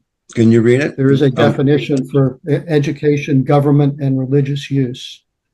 And what does it say in definitions? Shall mean any structure or land used for educational or religious purposes on land owned or leased by the Commonwealth or any of its agencies, subdivisions, or bodies politic, or by a religious sector, denomination, or by a nonprofit educational corporation. That's in the 2020 version? Yeah. I mean, what year is that? That's the 2020 version. Well, do you recall the town meeting at which point out there was no definition? So I don't know how that got twisted around.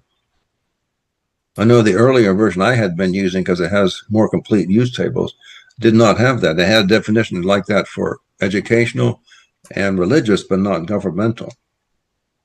No, 2131 is education, government, or religious use. And when it goes to the definition section, does it say define what governmental is?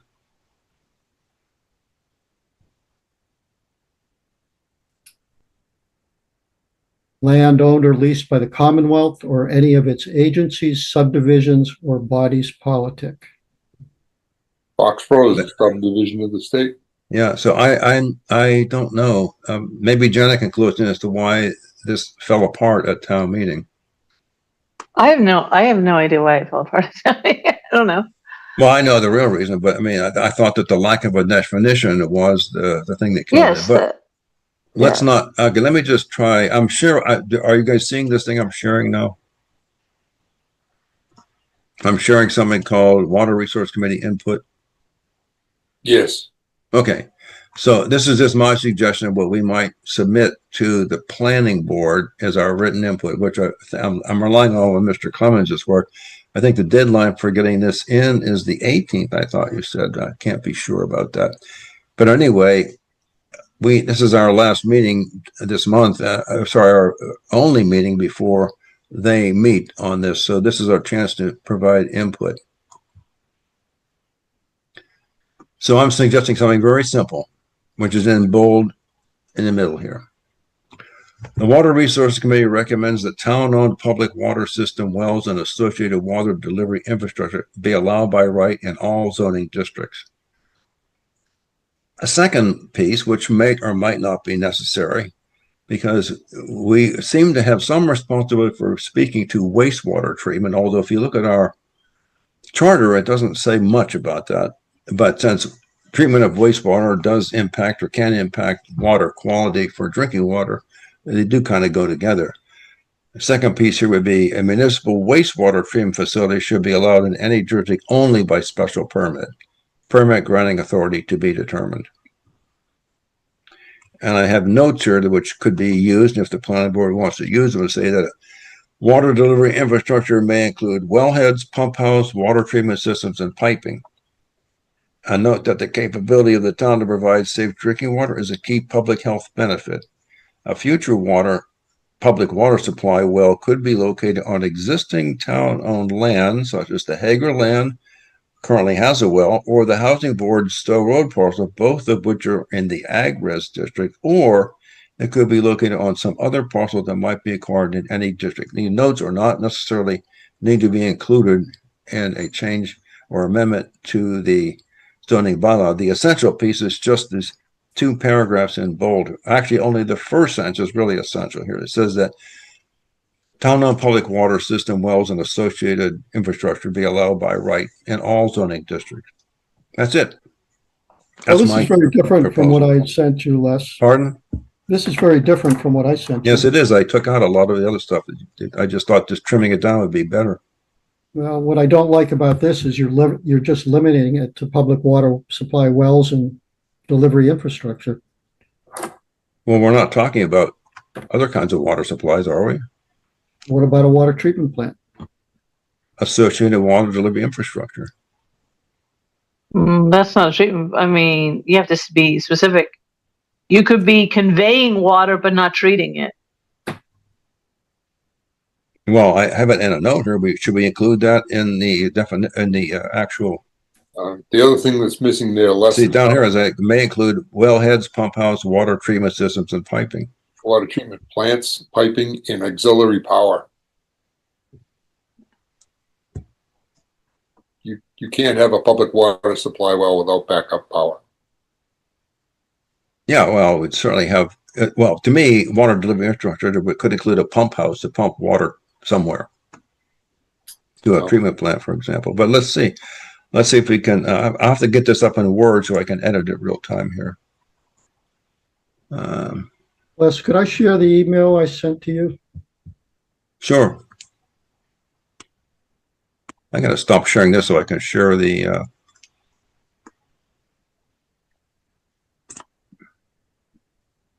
You need to share, right? Where are you? Oh, you're a farm guy. Okay, you should be able to share now, Brian.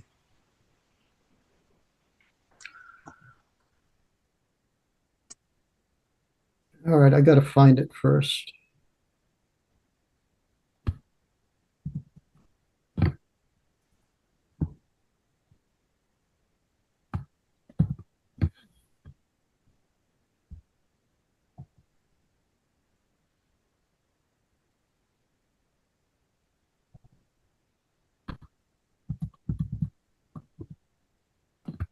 Okay, what do I have to do to share?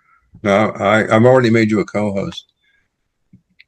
And to bring up your document, I click on the share button at the bottom.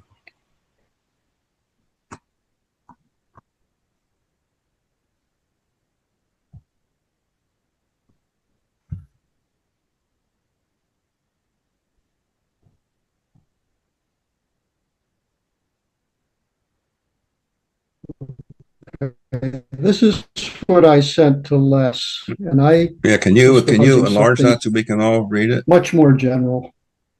Can you enlarge that so we can read it? I can try. Um,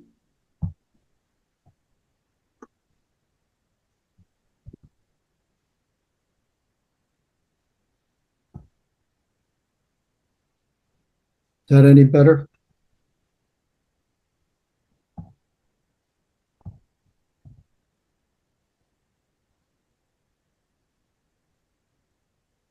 A little bit better, but not much. Can people read that? Did it change? Hold on, hold on.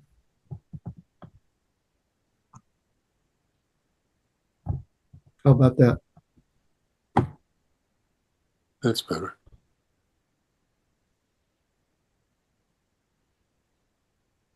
Well, okay, I can't see the bottom of it. Well- It cuts off. That's all. Well, it's just this one paragraph right here. I can't This see is the whole what I was paragraph. suggesting. I be can't our see the comment. whole paragraph, Brian. Oh, Can you get the rest of it to show?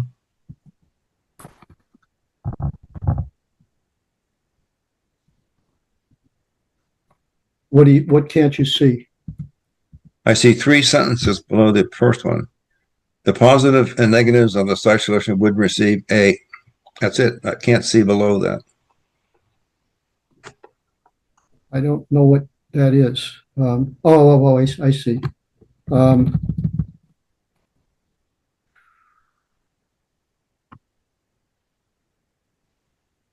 I can't go any lower than that.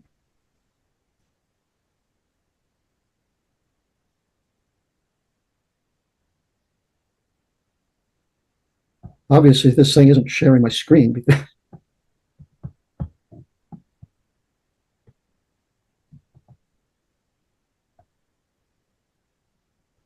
You need to enlarge your screen on your end, I guess, to make it bigger here.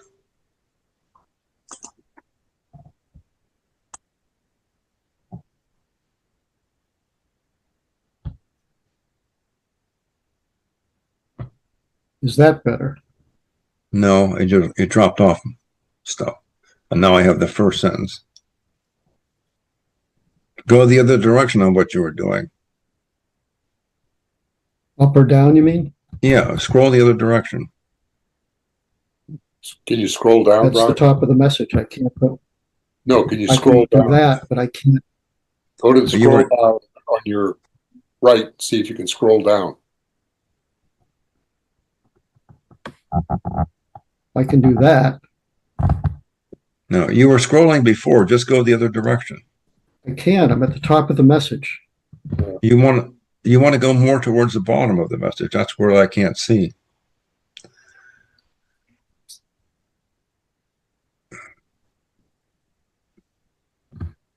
How about that? Well, it just says you borrowed it from Mark White's inquiry. That's it. That's the first sentence in the email, but Yeah, I'm but having we can't see the rest of it. I'm having a hard time knowing what you're seeing. I'm reading something that says something like this. I borrowed from one of the responses to Mark White's inquiry on the mass planners listserv. That's it. What we're seeing, Brian, is we're seeing all of the header materials in the program Outlook. We're seeing margin scroll on the left, and we can't see. There you go. You've seen some more. You made the font smaller, so now I can see more, but now the fonts are smaller, which is the other problem.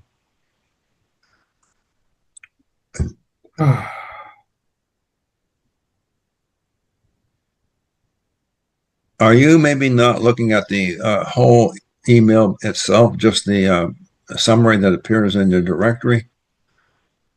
Bring it up front and center on No, your I've got the system. email. I have the email itself open.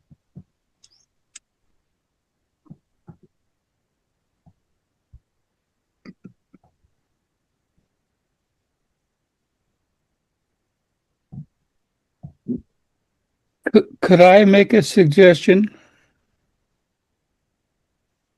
Sure. Double click on the highlighted summary thing. It says Les Fox and then gives the subject. Double click on that. See if you can open up just the email For Brian to do that. for Brian. Double click where? Above the email, there's a listing of the various emails in your system.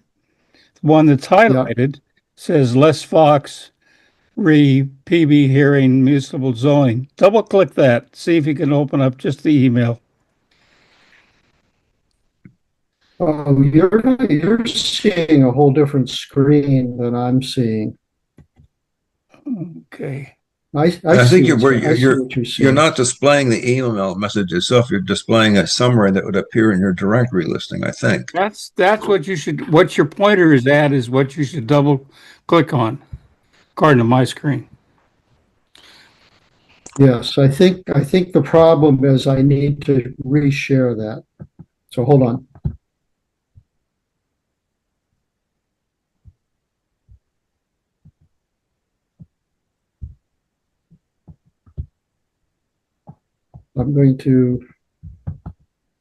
I had that email message open, Al, but somehow you weren't seeing it.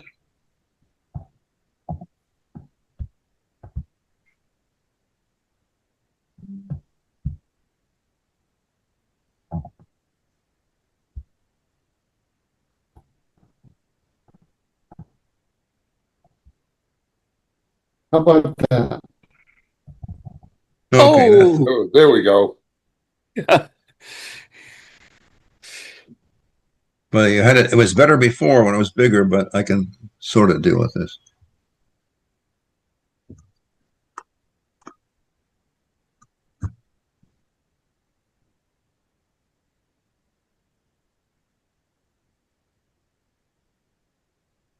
Anyway, I made this much more general than Les did. I'm saying we recommend that municipal government uses be allowed in all districts.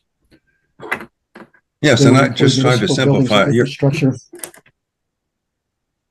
Your main message is right in the first.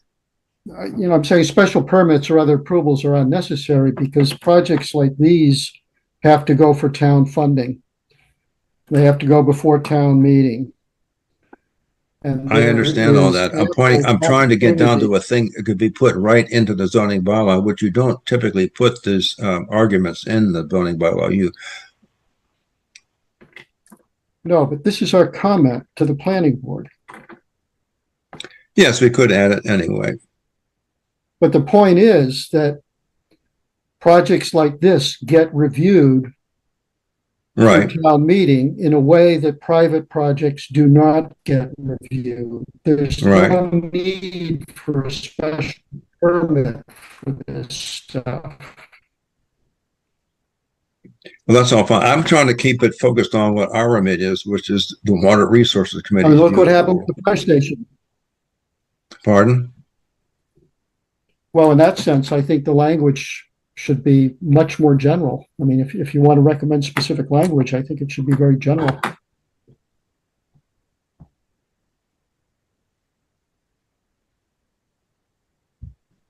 I think that we should stay within the boundaries of what the Water Resources Committee should be making recommendations on. Well, that's the focus I think we should take as, that's our remit, and we're speaking to that. All this is true. You could just take what Ryan has run, and in a sort of sense, this would include public water supply systems, blah, blah, blah. And wastewater. I want to keep the waste. I don't know. My feeling is the wastewater is kind of a separate thing.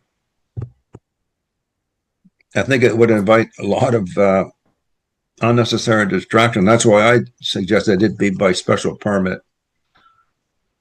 We know that the reaction of town meeting was about, well, what if they want to put a wastewater treatment plant in my backyard? Well, it's not likely to happen, but why do we need to have that by right, given that there are lots of complications with water treatment plants? Make it by special permit.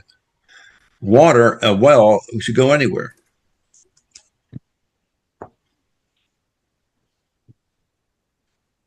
Divide Well, and compare conquer. this to what other towns do. I mean, what do other towns do? Well, if you go on that page on the planning board's page,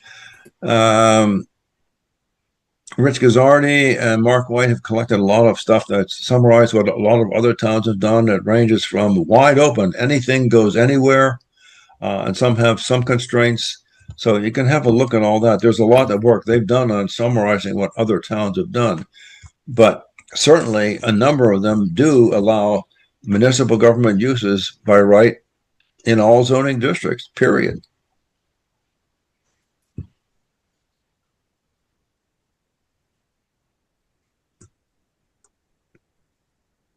I just felt a little funny about speaking for all municipal government uses from the point of view of the Water Resources Committee. You know what I'm saying?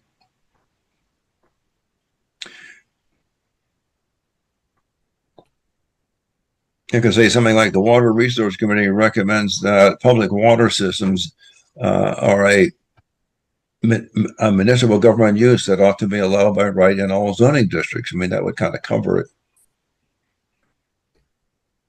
I don't want to slice it that way. I mean, Well, what why not? I want to see is a zoning bylaw that allows all municipal uses so that the things we're interested in are covered. Yeah, but remember, there's much more than here than just the Water Resource Committee's interest. Other people are going to be speaking to this all over the place, you know. No, I'll leave it up to the committee to decide between the two versions what they would like to see. Send them both. Well, Well, no, I mean, I think it's a little unfair to ask the committee to be reviewing this at 9 o'clock at night and not have been provided the opportunity to study the materials that are being referenced for this purpose. So just as a start, it's like, huh? You know, I mean, that's not great. This is the hand we've been told. This is our only chance to have a public meeting to discuss this before they have their hearing. We could show up as individuals. I just wanted to, on the record. Right. So individuals can make broad brush statements about any municipal use in any district, and that's fine. Absolutely. And I don't have an opinion about that. The only opinion I have about that is it's beyond the scope of the activities of the Water Resources Committee, depending on how you write it. So that's why I would focus it on recommends that public water supplies be the thing that's allowed by right in all zoning districts, which is included within the concept of other government uses.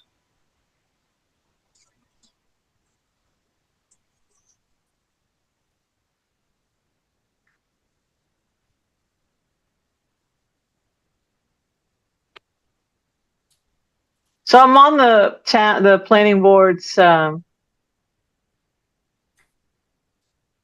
web page. Is this under Foxborough zoning review? No, I'm not sure where I found it. If you go to their page, look for the meeting materials for their working meeting tomorrow. Oh, okay. Got it. I know what that is. I was unaware of that. I couldn't find it at all, but I didn't know to look under meeting materials. It's not obvious.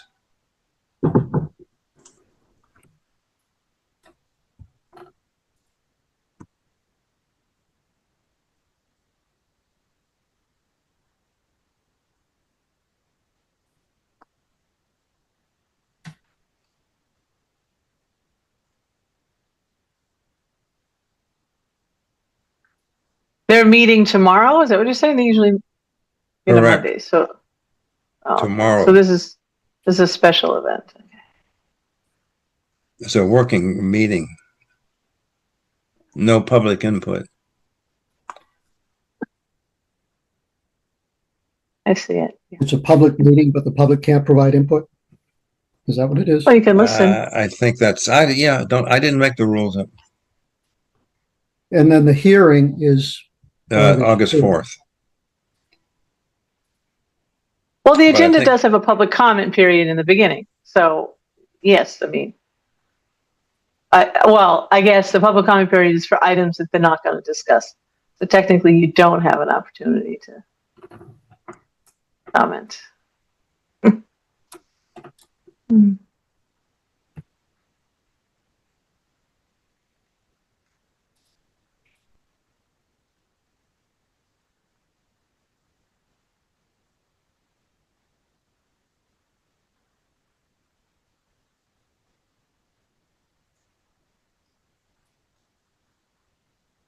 What's the deadline for the comments? I heard the 18th, but I have not seen that in writing. I heard that at the Fire Station Building Committee meeting the other day. We seem to be at an impasse here, and maybe the only solution is we have to have another meeting.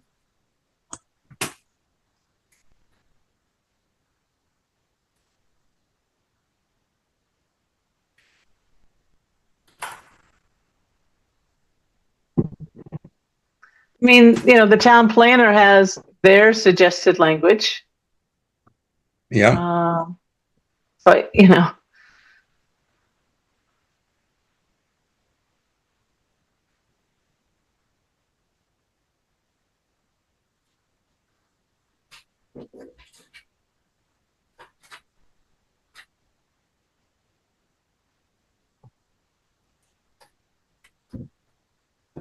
The public notice in Boxborough in Action Unlimited says that written comments will be accepted until through July 31st. Right, but we can't provide input to this from this committee unless we do it tonight. We can always do it as individuals. Unless we hold another meeting.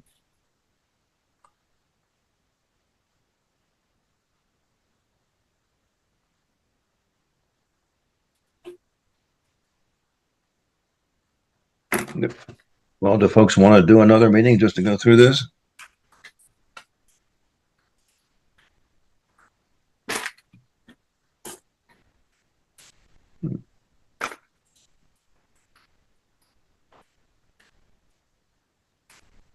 The written comments are due. Did you find that in writing, Janet?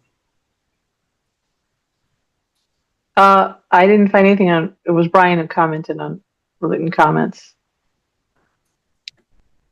Did somebody see where the deadline for written input? It's in the public notice published in the newspaper. Yeah, that's where I got it. And you found it there. And didn't that say the 18th? No, it says July 31st. July 31st. Okay. So tonight's our last night to do that as a group. Unless we have another meeting.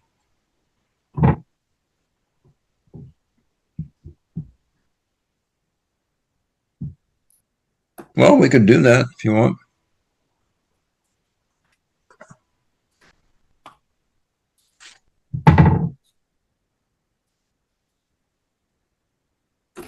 Brian's statement is fine. The thing is that we're going to resolve it tonight. It doesn't say anything. It doesn't try to particularly point out that this includes public water supply systems and their associated infrastructure. That's all. That's the only difference. Otherwise, this could be anybody saying this about municipal government uses.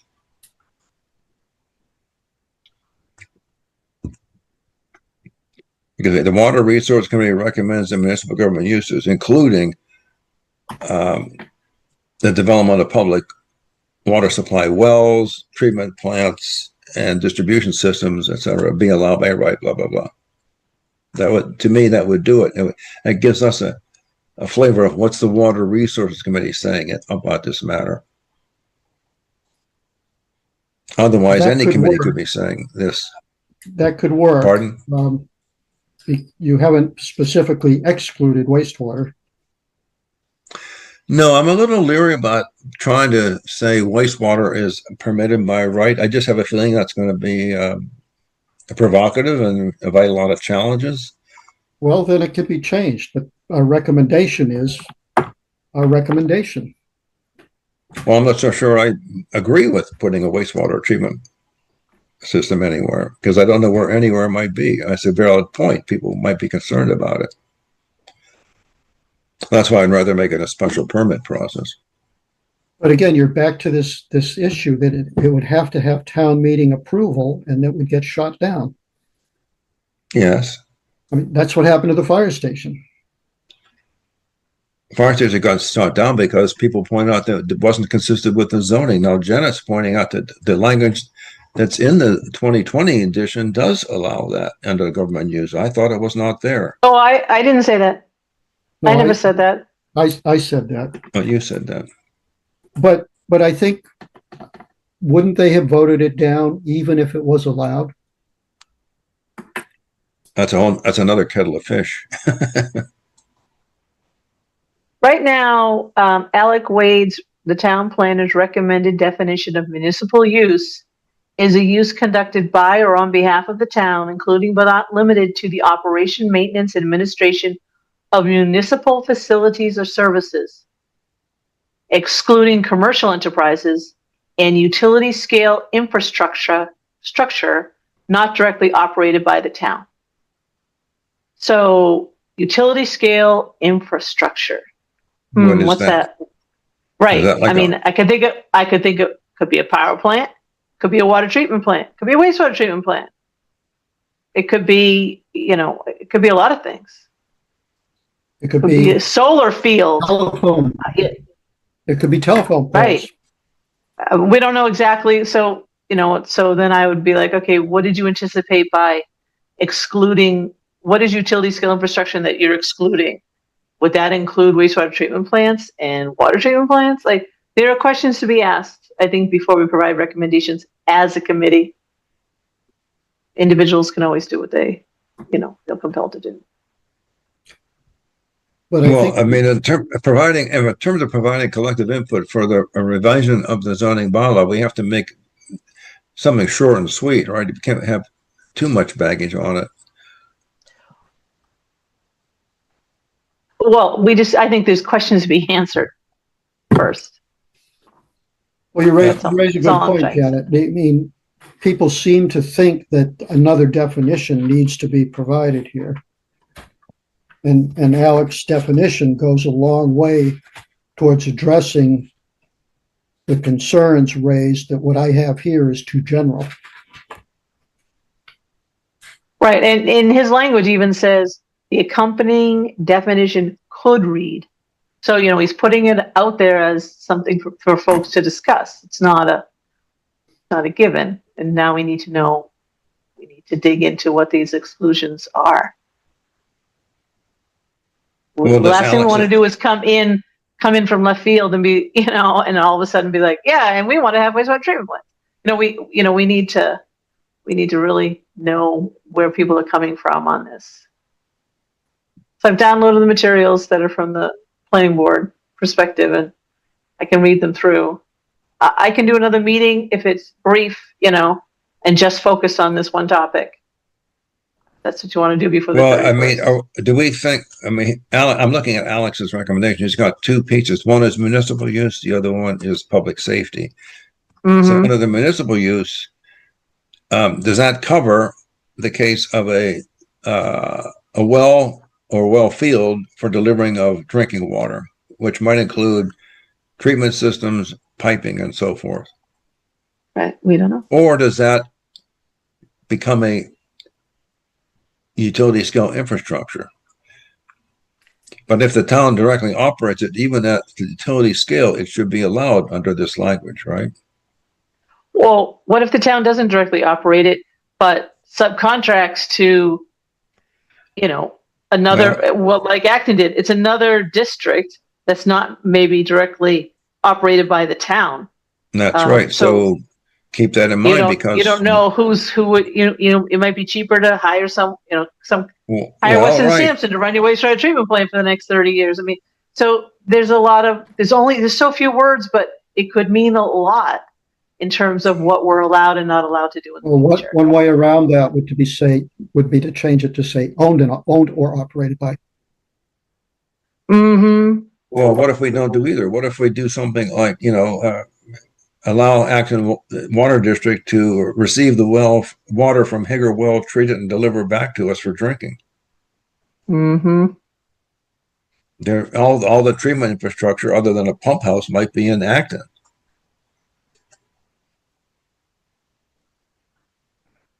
It's interesting why, that I don't know what level of knowledge or expectations are out there with respect to people using that example. I don't want a wastewater treatment plant in my backyard.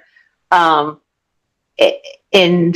we haven't even released this report because we're working on it with respect to getting people to understand and have a future focus. And what would the future look like 30 years from now? Will we be getting our water from our own wells? Will we be able to have septic systems? And I think those are scary questions. I totally understand that. And then we could be thrown into the quagmire here with respect to trying to craft language that are in other people's proposals because we're thinking about the future, but we've not had a public conversation about these issues, right? We have these committee meetings, but there hasn't been a public thing that says, hey, folks, we think it's best practice for you to be sampling your well and looking for contaminants. Oh, and, you should be thinking about your septic system, and are you pumping it and maintaining it, and do you know this operating properly?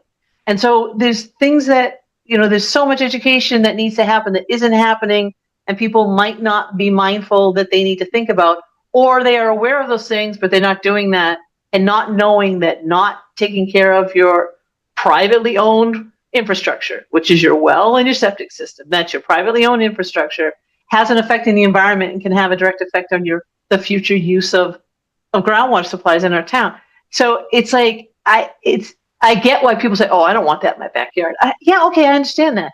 But it also highlights to me that there isn't a shared conversation about what the future could look like. We haven't had that yet. And so that makes me a little nervous about waiting in here and trying to, make sure that those future uses could be allowed by this definition in 2025. We could do a report and want to come back and say, we'd like to refine the definition again, because, 10 years from now or 15 years from now, we know what our future looks like a little bit better. It's in sharper focus. And we are anticipating that we might need some kind of utility scale infrastructure to serve water or wastewater. You know what I'm saying? I'm just thinking out loud here about timing of our contribution to this question on the table right now. Well, these questions and this education process just about to, but there's no way to make that line up with the need to fix the zoning bylaw now, which is what the planning board needs to do. So what kind of general but useful input can we give them to this at this point in time?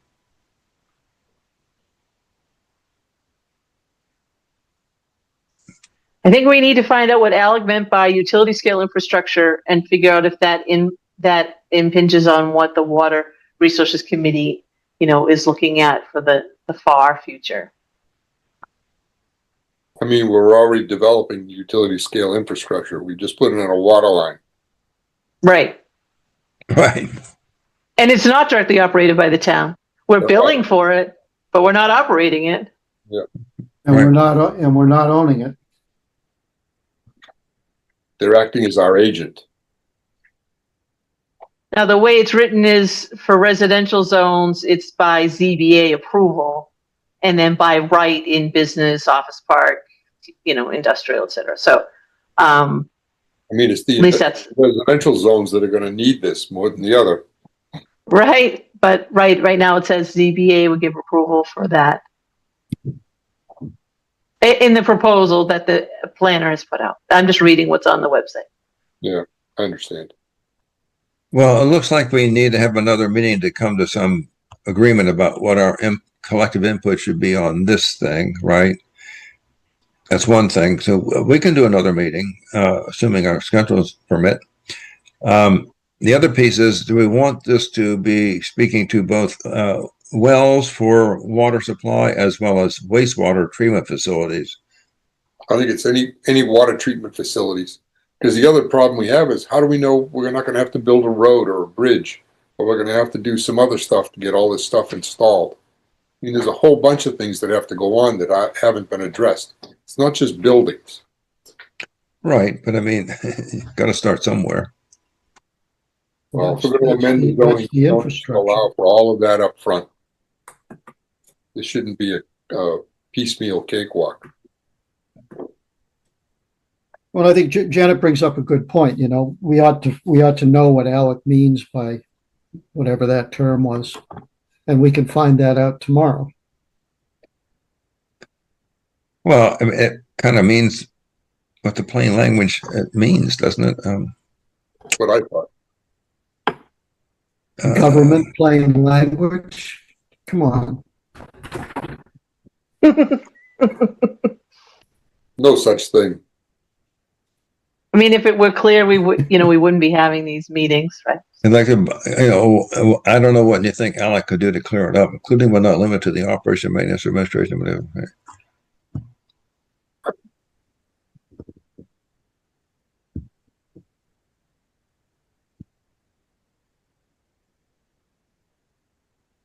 Yeah, what if you want to have somebody, come in and develop and operate a water treatment plant for us?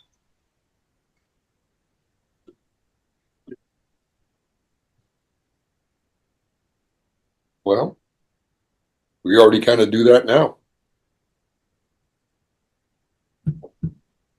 Well, yeah, Hager Well is actually operated by.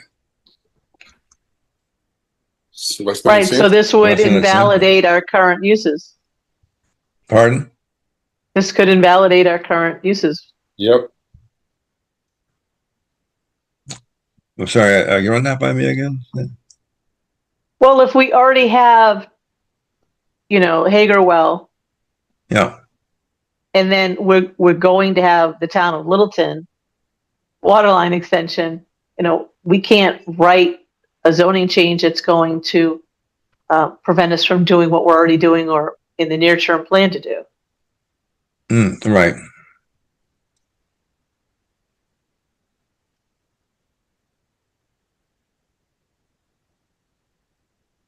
Well, it would become a non-conforming use under a revised bylaw. Right. But, another way you could say operated, owned, or on land owned by the town.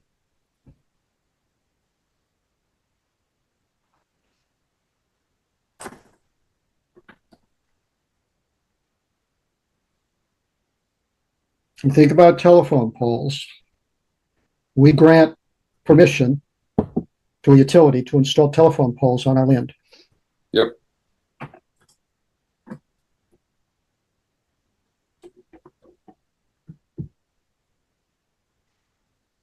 And so there are several different cases that we would have to account for. Yeah, public utilities like that are a whole other case of law where we don't have much of a choice in keeping them out. I can't remember all the complexities that I've been made aware of over the years. Well, I mean, the thing is, you have utilities that are needed because of public necessity.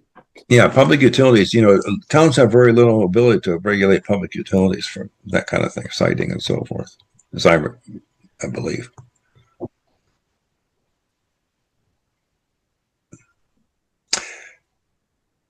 Well, I don't think we have to solve world hunger to give the planning board some kind of useful input here. I mean, I think our point is that, hey, a public water supply well would be an example of the kind of thing that ALEC is talking about. So we already operate one of those. Yeah.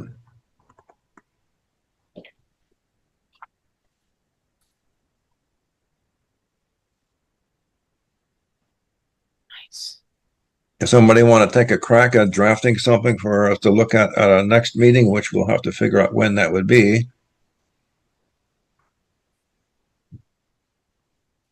Why don't you take a poll, Les, so that we can account for the people who aren't here? Do a poll or something. Yeah, I can do that for our next meeting. But what I need now is, do I have a volunteer or two to help draft that next thing that we can look at that next meeting? Janet, do you want to do something to do that? You want to do that? You want to try that? Maybe you and Brian could come up, put your heads together. I would not overstudy the problem. I would. Anything worth doing is worth overdoing, Les. I know. Let's see. When is the next meeting? When we're trying to have it by? We have to set it. Well, I'm just trying to, before I volunteer, know whether I can. I mean, if we're going to do anything here, we have to get it in the hands of the planning board by the end of the month. So we have to set an extra meeting between now and the end of the month. Was anybody planning to go to the meeting tomorrow night?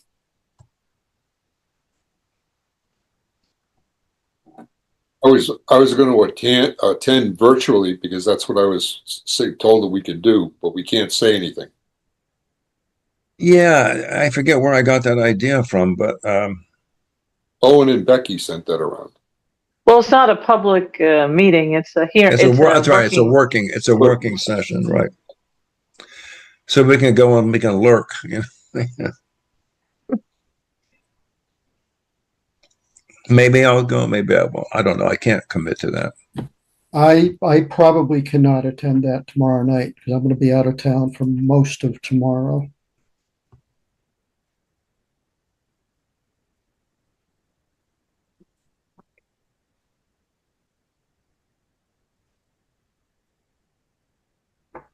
Well, what about next Tuesday, the 22nd?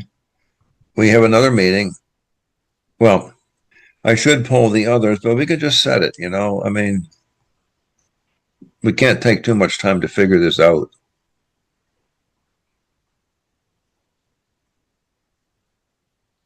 Tuesdays have been typically a typical working meeting for us. Can the folks on the phone here, folks on the meeting tonight make next Tuesday, the 22nd? I could do that. I can do that. All right. Well, I'll just send out a meeting notice that we're having another meeting on the 22nd. Do you want to stick with our usual time of 7:30? That works for me. Yeah. That's a yes. Okay. I'll set We'll be that over by 8 o'clock, right? Oh, so. Famous last words. I hope so. But that's the only thing we'll be addressing, right? Yeah.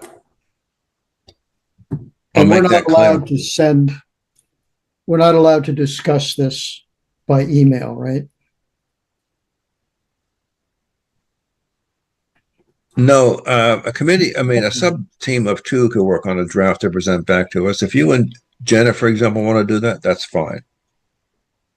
How about you, me, and Janet? Because both you and I have drafted something to start with. And Janet seems to have a pretty good handle on what the planning board is thinking. Are you volunteering me and you and Janet? Brian, is that your proposal? Yeah. All right. Okay. Janet, you game? Is that less than a quorum? Yes, our quorum is still 4. Okay, yep, I can do that.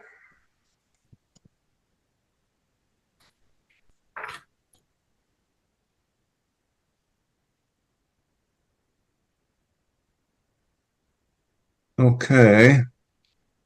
So I'll set the meeting up and make it very clear that it's only that one topic.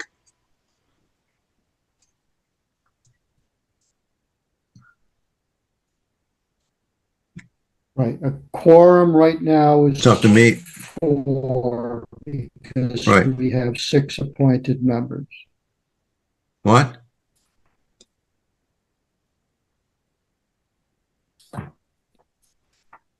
Yeah, we're good.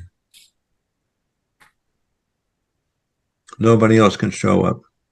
When Cindy gets appointed, a quorum will still be 4 because we'll have 7 members. Right.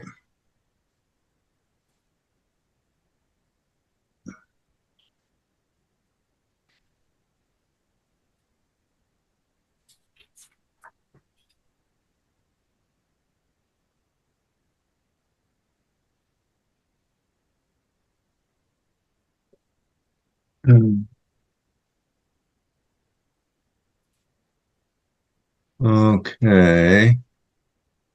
So Brian and Janet will be exchanging some emails over the next day. Mhm. Okay, let's move on so we can all get out of here at a reasonable hour. Wells and water line project is going well. All the pipe is in on Carbon Hill Road. As far as I can see, there's no more pipe lying above the ground. I know the fire chief was wondering whether I knew when they were going to start connecting Swanson and Carbon, i.e. going under Mass Avenue. I did not know. I suggested he get in touch with Tara McManus, who is the engineer in charge of that for Weston and Sampson. I haven't seen anything more on that. So I'm assuming all is going well. I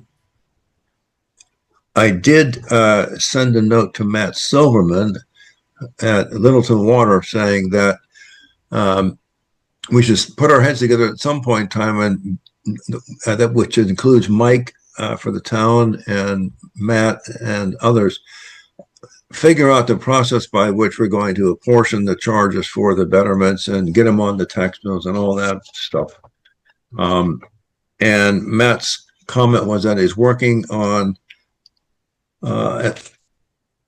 as much as they can to reduce the cost as much as they can to everybody, and work with the various folks involved to keep things moving along. And he thought that after they're done with that, they would set up a meeting. So it sounds like he'd be happy to wait a while before they get involved in that level of detail, which is fine with me. I didn't think it would be necessary now, but I didn't want there to be a surprise when it comes time to issue the first tax bill and no one has done anything. So as far as I know, they're still working to a schedule where this pipeline is going to be done by October 26th. Well, there's still that issue that multifamily housing are going to be in the highest rate class. I'm not sure anybody has that on their list as an issue, though. So what do we want to do about that? I don't know.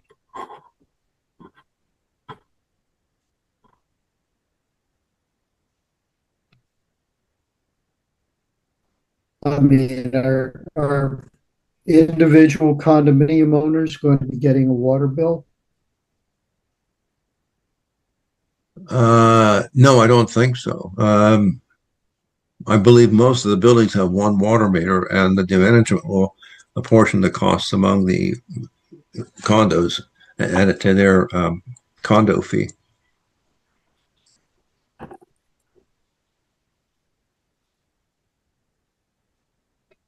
I don't really know how to broach this issue about the multifamily dwelling because I don't have a theory of the case as to what we want to argue for, or what their real plans are. Maybe they're going to change the rate structure. I really don't know.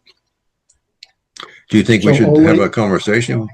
So only the condominium associations pay the betterment fee? I believe so, yeah. Well, hang on.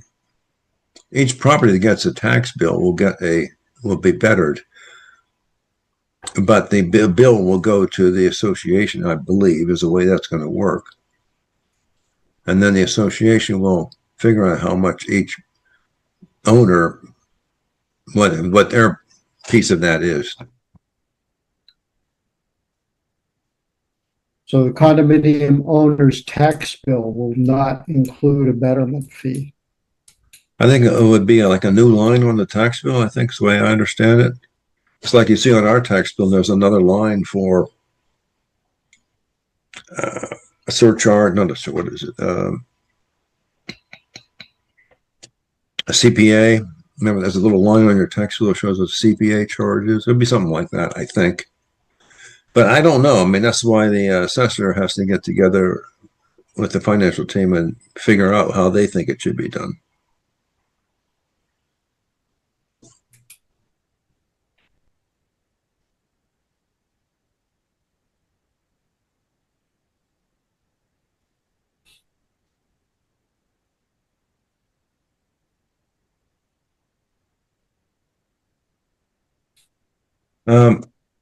As you all know,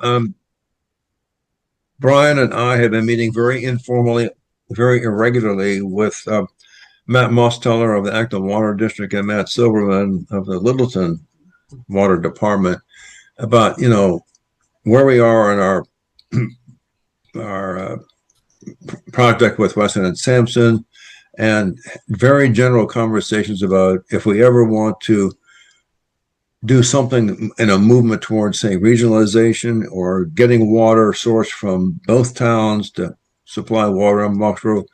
How do we want to do about that? What kind of a framework should we do? And there's been no conclusions, but we've had discussions. And I think it might be time to make that a little more formal and start reporting back to this group where things stand. Right now, there's nothing really to report on, except that we've had these conversations. Everyone knows that it's out there that we might want to do that, but no one has a plan to do anything at this point in time. So maybe at a future meeting, we should have a discussion about how we want to go about, you know, exploring this whole thing further.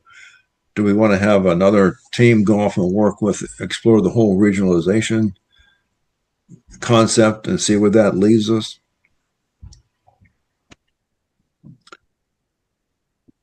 So there's nothing to report, except I think we probably would want to start thinking about formalizing this effort, which has been very loosey-goosey so far. As far as I know, I would add to, look, pardon? I would add to that John Markowitz was attending when we first started doing this, but he hasn't been lately. One of the biggest things that comes out of these meetings is learning about, because both Acton and Littleton are interested in getting water from MWRA, as is Concord and some other towns. And so one of the things we get from this meeting is we get an update on where that stands. Yeah, I guess I'd phrase it as interested, maybe not exactly right, but if they need more water, they'll probably would have to go to MWRA for it. And informally, our theory of what we would do is that if more water is needed into the system of the three towns, Acton and Littleton would get an MWRA connection, and we would buy water from them, where the ultimate source would be MWRA. And there seems to be some differences of opinion about how that works with respect to MWRA's charging structure and so forth. Although Matt Mosteller thinks that it would all be fine, but we don't have any kind of formal opinion on that. So these are the kind of things that would need to be fleshed out with respect to a framework for entering into a regional agreement with the three towns on how to go about this, how to do the exploration, how to share the costs, how to share the management, all that stuff. And Acton and Littleton appear to be, pursuing this in parallel with their other plans for making sure they have enough water. Yeah. And Acton is eyeing the special legislation that granted it water rights in Boxborough. They are very much aware of that, and on something like that. By the way, Brian, that reminds me, you probably have more of that history at your fingertips, but go back to the original early 20th century regular laws that were passed to deal with this water sharing from Littleton and Acton. We should understand what the impact of that is. In fact, it's very interesting. If you go on the Littleton Water Department's page, or actually might be the LELWD page, drilling down to the water, I forget exactly, but interestingly enough, they have one of the first things you come across is an extract of that 1911 law. So it suggests to me that's something they're thinking about. Littleton? Littleton's page, yeah. Littleton doesn't have water rights in Boxborough. Yeah, but they had that up there. Acton has water rights in Boxborough. Yeah, but they put that bylaw up there. I thought that was interesting. Take a look.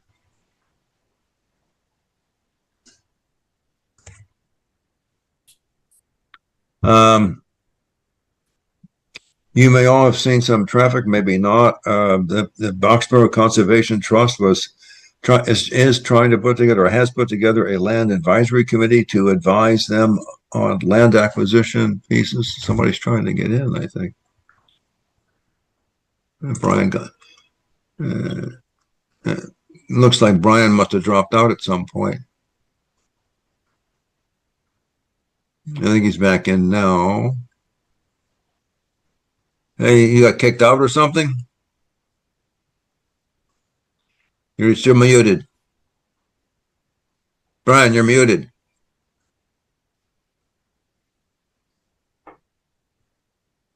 Here we go. Yeah, my computer died. Lack of battery power. Ah, that'll do it every time. In that kind of meeting, huh? Yeah. Yeah.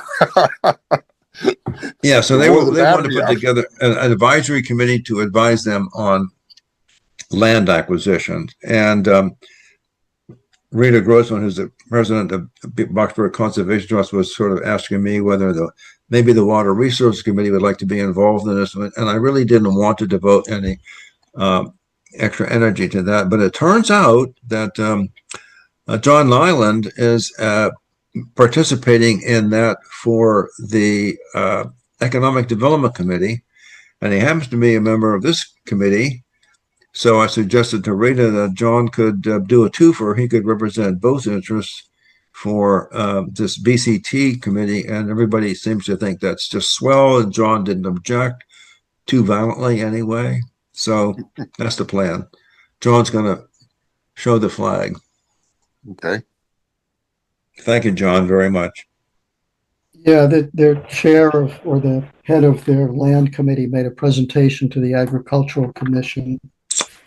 And one of the things they want to look at is acquiring or putting municipal land under conservation restriction. That's why our committee needs to be paying attention to that. Well, the last time that happened, it was the, what's the name of that piece of land? Flag Hill. Is it Flag Hill? I guess it was Flag Hill. Yes, a big piece of land that was purchased for municipal use, and a faction got together and convinced town meeting to give it to the Conservation Commission. And a number of people ended up being not happy about that. So,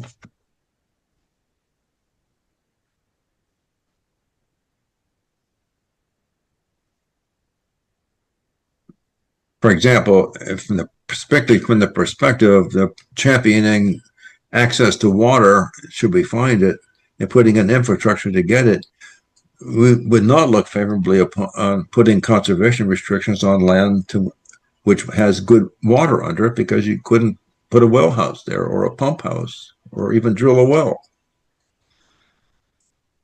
That would seem to be overly restrictive.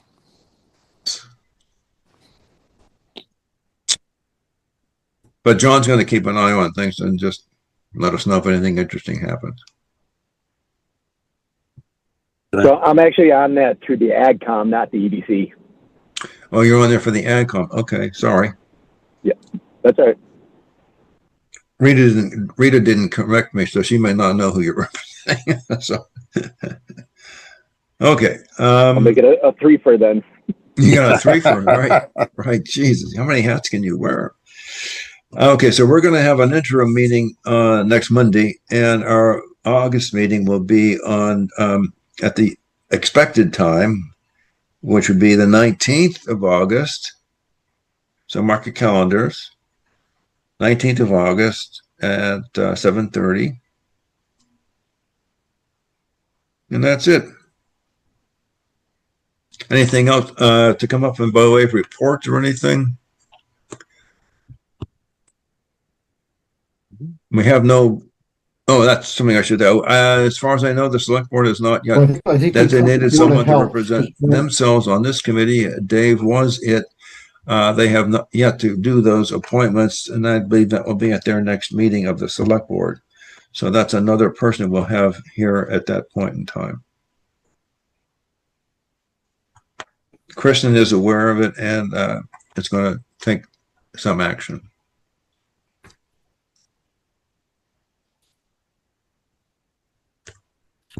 Okay, anything else? No. Okay. It's getting late. A motion to adjourn would be appropriate. So moved.